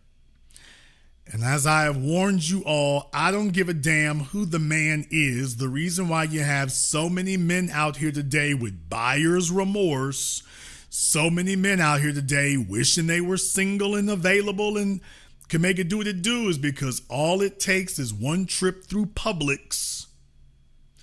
All it takes is one trip through Publix or Whole Foods in Miami, and you sitting up here having to go back to the house and you trying to figure out how to coax this chick to go to the gym 4 days a week, clean up that diet and go to the gym 4 days a week. You sitting up here paying for a damn mortgage and getting dropped another house on you or another car on you. And it's like you going on vacation and this broad got to wear a damn moo-moo. You taking a look at pictures of the way she used to be, and it's like you paying more than any nigga ever paid for her, and you're getting less than they paid. She can't wear a two-piece nothing without making you the most self-conscious nigga on the beach. Like, that's when it sets into you. Like, I'll be damned. I'm paying more than anybody ever paid and getting less than anybody's ever gotten. It's going to start to sink into you. You're going to be like, I got to get away for a minute. Okay, you go up to the cabana. You go out to the back, on the back patio of the resort. Oh, and then you see this 25-year-old thing walk by, and it's like, I'll be damned, everything is in place. And then she fool around and smile at you. Hey, how long you been here? Oh, nigga, you gone. Fellas, you know full damn well if that happens to you, you gone. You're out of here. As soon as you have something that is genuinely fly, she's still sitting out there on the damn beach trying to see if the sun can dry up that cellulite. And you sitting there with something, I'm talking about young, fresh-faced, friendly. It's like, I'll be damned. Now, this look like it belongs to my damn Range Rover. It's like, you can actually do a string bikini top over here. And you're like, and she's smiling, and it's like, wow, this kind of look like it's worth a mortgage. Yeah, fellas, the first time that one happens, it's like you going to be looking at old girl sideways like, I'll be damned. She got the damn stretch marks under the arms, and you sitting up here trying to fool yourself into believing you still got what you had, what she was 10 years ago. It's, all right, that's when it starts to sink into you. Starts to sink into you. Yeah, she got that light in her eyes. She looks like she has a runway in front of her. It's like, wow, she look like she going places, and she looks like she still got friendliness in her spirit. She look like she still got some friendship in her spirit. The world ain't beat her down just yet.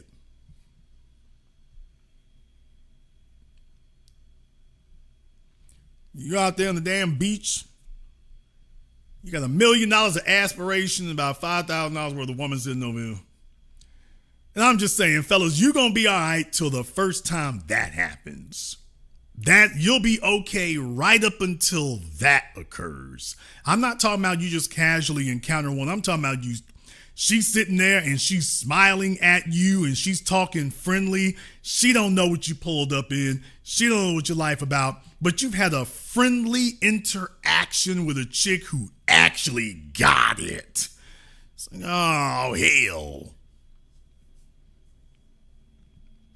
That's how long nostalgia lasts.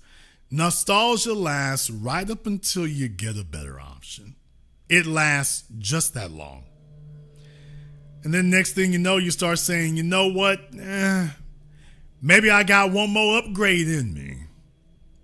Maybe I got one more in me. Although that really only matters if you still got that option. Some of you fellas ain't got that, but I'm just saying.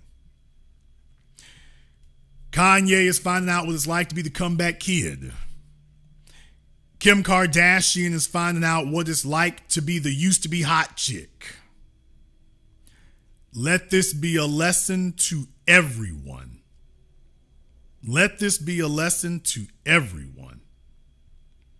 If folks have counted you down and out, maybe they're right. Then again, maybe they're wrong. And ladies, be very careful. Be very careful. The last train leaving is a tricky situation.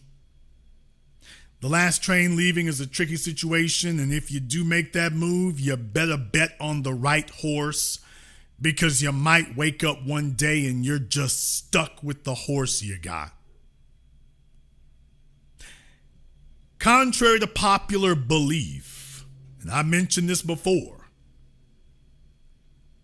I was talking to somebody about this the other day. The worst thing is not, quote, dying alone. That is not the worst thing. I mentioned this before. The worst thing is not dying alone. The worst thing is living a loser. The worst thing is living deficient. The worst thing is living with your second or third choice, knowing that there's something better. That's the worst thing, not, quote, dying alone. That's not the worst thing. The worst thing is living with your second or third choice. I've said this before, and the women will coming up on Valentine's Day. There's a whole bunch of fellas in here. Some of y'all are married. Let me go ahead and dash your damn hopes.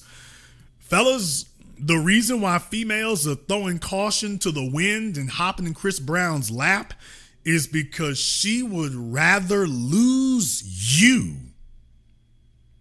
than go the rest of her life not knowing what that feels like. She would rather give you up than to never know what the feeling of being in the arms of an undisputed, renowned, publicly acknowledged winner is. She would rather risk losing you than to never know what that feels like. Now, as men, you're willing to actually lose the opportunity to see what some young D cups feel like. Your chick is not willing to do that. Women are not willing to do that. Y'all, they're not willing to do it. Even the ones sitting here in this chat room, even y'all, I gotta read the mail, even you wouldn't. You're not gonna give that up. You're not gonna just throw that away. If you have the chance to see what that's like and to experience that, you gonna go for it. And you know what? You're smart. And deal with it, nigga. That's just math. It's just math. I'm not condemning nothing, and I'm not hating on you. I'm not hating the player nor the game. By the way, and that's smart. I mean, it is what it is. It's better to be the side chick to a winner than the main chick to a loser or a has-been. I want to leave you with one more thing here tonight. The reason why Kanye is winning and Kim is crying is because Kanye is still in the game. Kanye is still relevant. Kanye is still making his impact on the world, and he's still making things happen. He's where the energy is aggregating. He's where things are getting done. That's not where Kim is anymore. Ain't nothing getting done over there where she is except laughing and folk mocking and making fun of you. Kanye is where the action is. He's where the action is.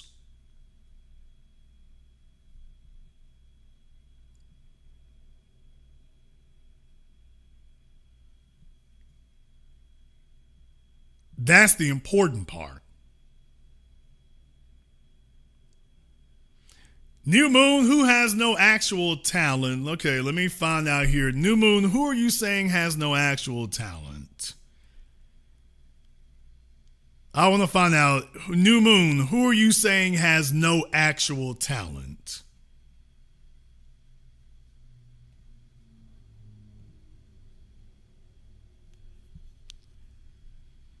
I'm going to give New Moon about 30 seconds here. Who said that? Who? Yeah, you said he. Who is he? Who is the he you're referring to? You said he has actual talent, so that's helpful. Because I was reading it from your previous thing there about nothing worse than forcing it with someone you didn't even want. Even without fame and money, Chris Brown's a winner off looks alone. I'm like, okay, are we saying off looks alone? Well, Chris ain't just using looks alone. He's not using just looks alone. Kanye West is still in the game. Kanye West is still in the game. Kanye West is still relevant. Kanye West is still making things happen.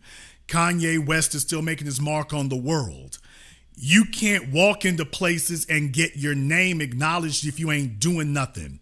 You can't change the world sitting on your couch or sitting in your office. You change the world getting out here into the world. You got to leave out your front door. You got to hit the street. You got to talk to other people. You got to make things happen out here. That's what makes you relevant. I want to say one more thing right here. You know what the problem is? A lot of fellas out here pinching, pimping, and salary simping. Fellas, the reason why that doesn't work is because a woman loves to tell you that your money don't mean nothing. What? Oh boy, did you realize that that is the secret landmine that's waiting for you? By the way, even if you're willing to be the biggest trick in the world, do you realize that a woman loves to sit up here and cut you down to size and tell you that your money don't mean nothing? Isn't that something? If you think money is a trump card, by the way, fellas, how many of you had females sit up here and tell you your money don't mean nothing? Do not believe that you will be able to lean on that, because even if that is your trump card, and even if it's true, just understand, if that's all you have to offer, she'll have no problem cutting you down to size. You know what? Money ain't everything. Your money don't mean nothing. Even if she needs it. Even if she needs it, she will tell you your money don't mean nothing.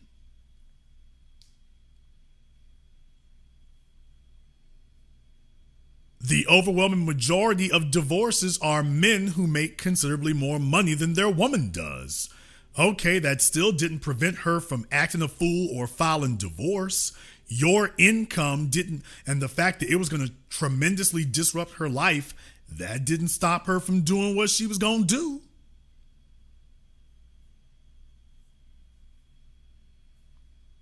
Do you realize that? That did not stop her from doing what she was going to do. So if that's the only thing she got to use against you, she's going to smack you with it. Keep that in mind. That will not keep you safe.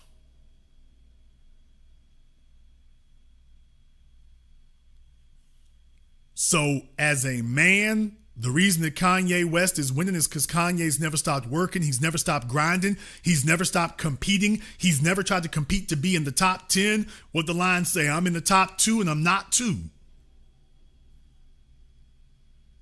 Kanye has never stopped competing to do that. His name is always in that championship mix. His name is always in that title mix. Always. That takes a lot of damn work. That's where the value comes from. So on top of everything else, you have to be competitive. That means you still have to be out here. That means you still have to be making things happen. The status comes from being a winner, and being a winner means you're still being competitive.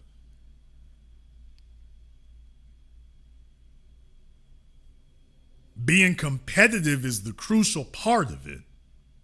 You can't build another Jay-Z if you're not still in the game. You can't build another Kim Kardashian if you're not in the game. You can't do that. And you can't brag on a man who isn't in the game. And deal with it, nigga. Please understand, you can't brag on a man who isn't in the game. A woman can't brag on a man who used to be a stallion, on a man who used to be a thoroughbred. Now he's just a broke-back nag. A woman can't brag on him. She can't. And the dirty little secret is, they never do.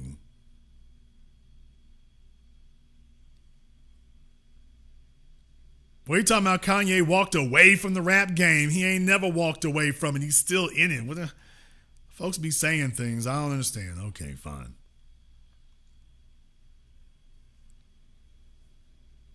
A woman can't brag about a fellow who used to be hot, and a man cannot be inspired and motivated by a chick who used to be hot. You want your man on top of the game? You want something that demoralizes a man more than anything else? Let him sit there and realize that you're no longer competitive and you're no longer the best he could do. That saps the drive and the strength and motivation out of a man who is competitive more than anything else. Kim used to be the best you could do. She was competitive. Why? Because she was hungry. You know why? Because she got tired of looking like an ass with credit cards that were being rejected. Kim Kardashian didn't want to be sitting at the damn restaurant and be mortified and embarrassed anymore because her damn credit cards were getting rejected. So she was like, let me do something strange for some change. Let me go ahead and sleep my way up this ladder. I'm trying to get out of this damn problem. She was competitive. She was willing to risk her life. She kept going back to plastic surgeons until she had the look that she wanted. She was willing to die for it. Okay, but here's the issue. There's a lot of chicks who are willing to die for it, but that wasn't the only thing that she did. Because you have a bunch of chicks out there, they go to plastic surgeons and they're loud, they're boorish. Shout out Cardi B. Kim was willing to put all of that out there, and she was willing to risk her life to do it. She was competitive. She wanted to show, okay, I got a little slut video out there and whatnot, but I'm more ladylike than these other chicks when you get that out the way. Okay, she was willing to compete. And back when she was ultra competitive, she was also ultra desirable to the men who wanted her. Okay, well, no man wants a has-been. But guess what? The females don't want one either. They don't want one either. And there's only so much mileage you can get from talking about what you used to do than who you used to be.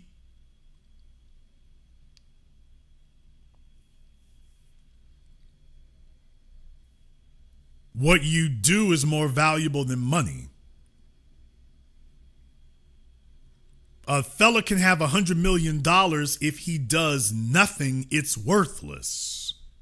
It doesn't matter if you have $100 million cash if you do nothing. You accomplish nothing. You're just a walking ATM. You can be a guy who makes $1 million if everybody knows who you are and what you do and it has a real world impact. That's more value. If people have a reason to walk up to her and talk to her because you're relevant, that has value. That has more value. Pete Davidson's problem was not, as I said before, his problem was not that he made less money than Kanye. It was that he made less of an impact than Kanye. That's why I showed you all the video of Future and Ciara. They were sitting there at that stage. Soon as, Russell Wilson and Ciara, a couple years ago, standing there at that stage. Soon as Future walked down on that stage with Drake, I think it was, Russell Wilson was outshined and they had to turn around and leave. Yeah, Russell, you might have more money, although that's very debatable now since Future sold his catalog. Russell might have more money, though that's debatable, but let's just say Russell Wilson does have more money. Future's got more of an impact. That's the difference. Future got more of an impact. And that broke you right there in front of him. When you had to stand face to face with Future and you realized that he had more of an impact than you.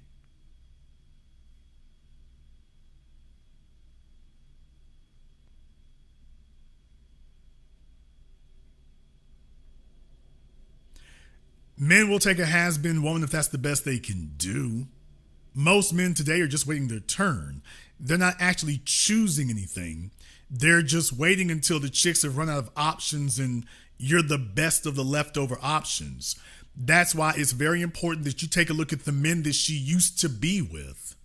You can't look at Kim Kardashian being with Reggie Bush and Kanye West and then tell yourself that you're Pete Davidson and you're who she really wants. You can't look at the men that she's pursued before you and then tell yourself that you're what she really wanted all along. No, you're just what's available. But you are not what she actually wants. And then it bears itself out. So most males are waiting for what will accept them. They're waiting their turn. And here's the killing part about it. All, A-L-L, all the females listening to me right now, they know this. Fellas, the tragic part about this, about Generation Simp and Generation Cuck, is that the women know this. They can see a little sorry, sad sack They can see a fella. Let me tell y'all right now, the dirtiest little secret in the world is that women know when they raggedy. They know when they're run down. They know when they got demerits and marks against them. A stripper doesn't respect a man who takes her because she knows, I'll be damned, nigga, you ain't got no options. She'll be sitting there talking that I'm the prize garbage. She knows full damn well she got tattoos all up and down her ass. She got 3 kids and stretch marks. She knows she's been marked down. She knows her value is compromised. And she knows that if you're fighting to take her off the market, that you can't do any better and you don't even think you can do any better. So you're willing to cash in all your chips for her. Women know what a real 10 is. They're just always checking to see if they can get you to accept her ceiling and not her floor. But when a woman knows she got demerits and marks against her, she doesn't respect you if you take her off the market. She's like, nigga, I see what I am. If she could have got a real player to take her, she'd be with him. She knows she got turned down by the fellas who have better options. She already tried to execute what a 10 does and it didn't work. So when you come up giving her 10 treatment and she knows she isn't one, she's not even an 8. She's barely a 6, if that. Women know this and they don't respect you. Women don't respect the man who bailed her out. She feels like she did. You can't act like, baby, I did you a favor. She's like, nigga, I did you a favor. If you could have done better than me, you would have gotten better than me. I did you a favor because you couldn't get better than me. Me and my tattoos and my 5 kids and my fake weave. If you could have done better than that, you wouldn't have married me and took me off the market. She doesn't respect you. Females know what their market value is, and when you start overbidding, every female in here knows what her market value is, and she's trying to get everybody to overpay, but she doesn't respect the ones who do. She respects the fellow who says, yeah, that's not a fair deal. And the reason why, I've explained this before, but let me explain this to you one more time. A female cannot respect a man who overpays for women because she knows how you do one thing is how you do all things. How you do one thing is how you do all things. So you see, if this is the way he is with women, then this is the way he is with cars and houses and other people because he's emotionally deficient. So he's going to be like Marty McFly from the Back to the Future series. If he's with this way about her, then this is the way he is in other places too. He's the sad sack who's always overpaying because he doesn't know how to assert himself. Women don't respect a man who is willing to be her bailout. She will take the deal just like a man will take a female who's easy for sex, but he doesn't respect you. Men will sleep with a female who's easy for sex. We'll keep that heifer in our phone for years, decades if we hang out long enough and she stays attractive long enough. But that doesn't mean that we respect her. Just because we'll have sex with her does not mean we respect her. Fellas, just because she agreed to let you bail her out does not mean that she respects you. Case in point, there's a bunch of y'all. How many people in here, not just men, how many people in here you've known somebody that they ass was down and out? They didn't have a penny to their damn names. They could not afford the electric bill, the rent. They couldn't afford the car note. They didn't have nothing. They were on their damn hands and knees. They were willing to do sex tricks for the person of the same sex. They needed some money. And you gave it to them. And then right after they patched up them holes to get themselves together for another 30 days, they turned around and turned their ass up at you. And we're talking crazy. For those of you who have experienced that, give me the thumbs up emoji in the chat room. If you had folk here who didn't have no damn money, didn't have nothing, you knew this nigga was bone dry. I'm talking about male or female. You gave them what they needed to get them over for another month, and as soon as you did that, they weren't grateful. They weren't grateful and appreciative. They turned around and turned their ass up at you. Nigga, you ain't all that. I mean, all you did was give me some money. It's like, nigga, you were getting freaking evicted. The man stamped the damn notice on your door. What are you talking about? You didn't have a plan B, C, D, or nothing. You were done. If I didn't come through, you'd be just another nigga sitting on the street somewhere.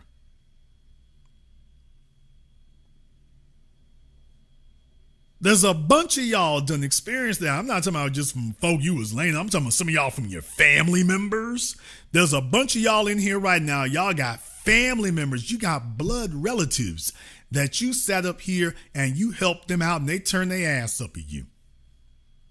You got family members that you came through for when they really needed it and they turned around and turned their ass up at you. For something that you did not have to do, and it really wasn't being advantageous to you. As soon as you did that and whatnot, they were good for about a week or two, and the next thing you know, they're talking to you all crazy.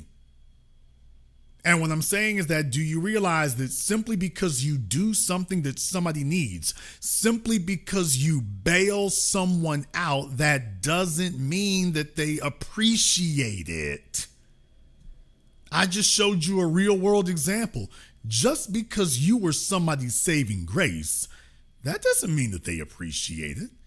Damn sure doesn't mean that they're grateful for it. You have lived many circumstances where you did something for somebody who couldn't do nothing for their damn selves, and they didn't appreciate that. They weren't grateful for it. They were like, okay, I'll take it, but they don't respect you. They don't like you.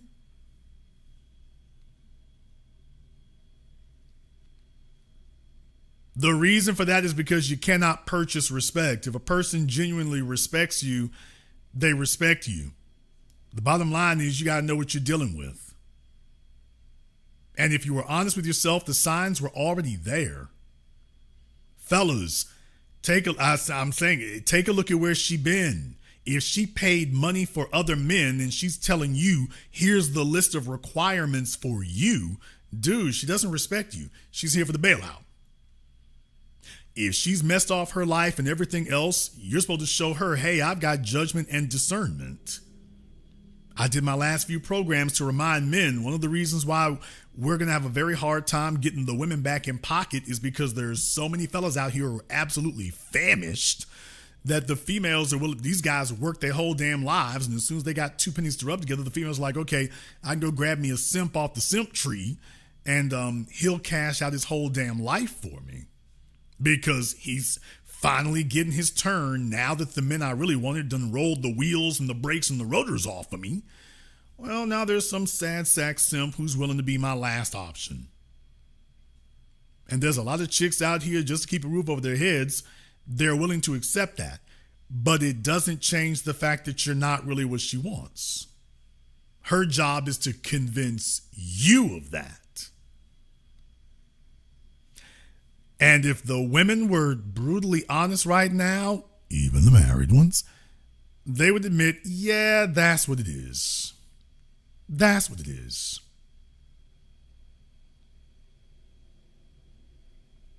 That's what it is.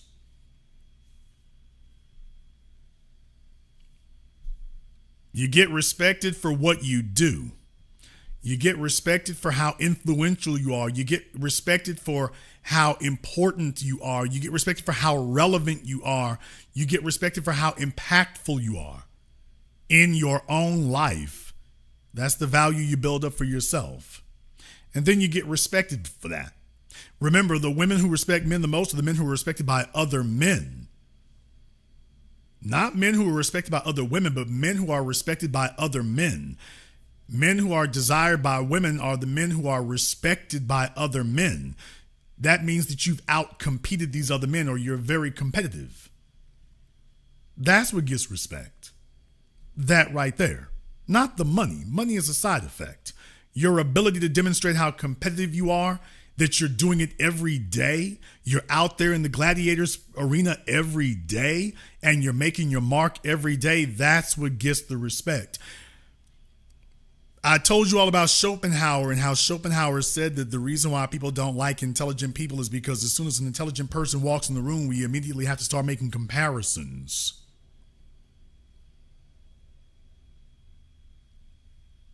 When you walk in the room, people immediately start making comparisons. When you're a man who actually accomplishes things, she has to compare her dude to you, or she has to compare you to that guy over there who's actually getting things done. Now we have to make a real comparison. You either make it or you don't.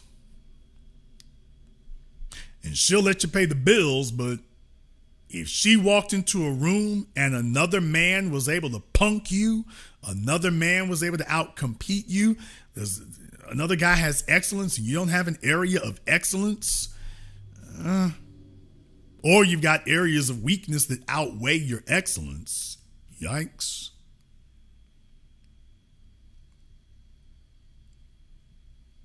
Be diligent, be driven, be consistent. If you built one, demonstrate you can build others. Your value will continue to increase. That's what it does. And never stop competing. Make it very clear to people that you ain't got no final act. From the cradle to the grave. From the cradle to the grave. That you gonna be doing this until the man come get you. That they can never try to figure out when you're done or you're through or you're tired or you're finished. It's like, ain't gonna be no finish. I'm gonna keep doing this till the man come get me. I'm gonna keep doing this until the man come get me. That's it. Period. Not only is that a person who will always be the comeback kid, that's a person who will always be invincible. We're going to go ahead and wrap things up here tonight. Thank you to everyone who has contributed to tonight's program on PayPal, Super Chat, Venmo. See y'all over there in the Super Chat. Thank you very much for your support. If you are new here to the business, welcome to the program that all your favorite YouTubers love to hate watch. Click that red subscribe button. Click that yellow notification bell. Join us each and every time that we're here. If you haven't been to our Patreon, the link is in the description.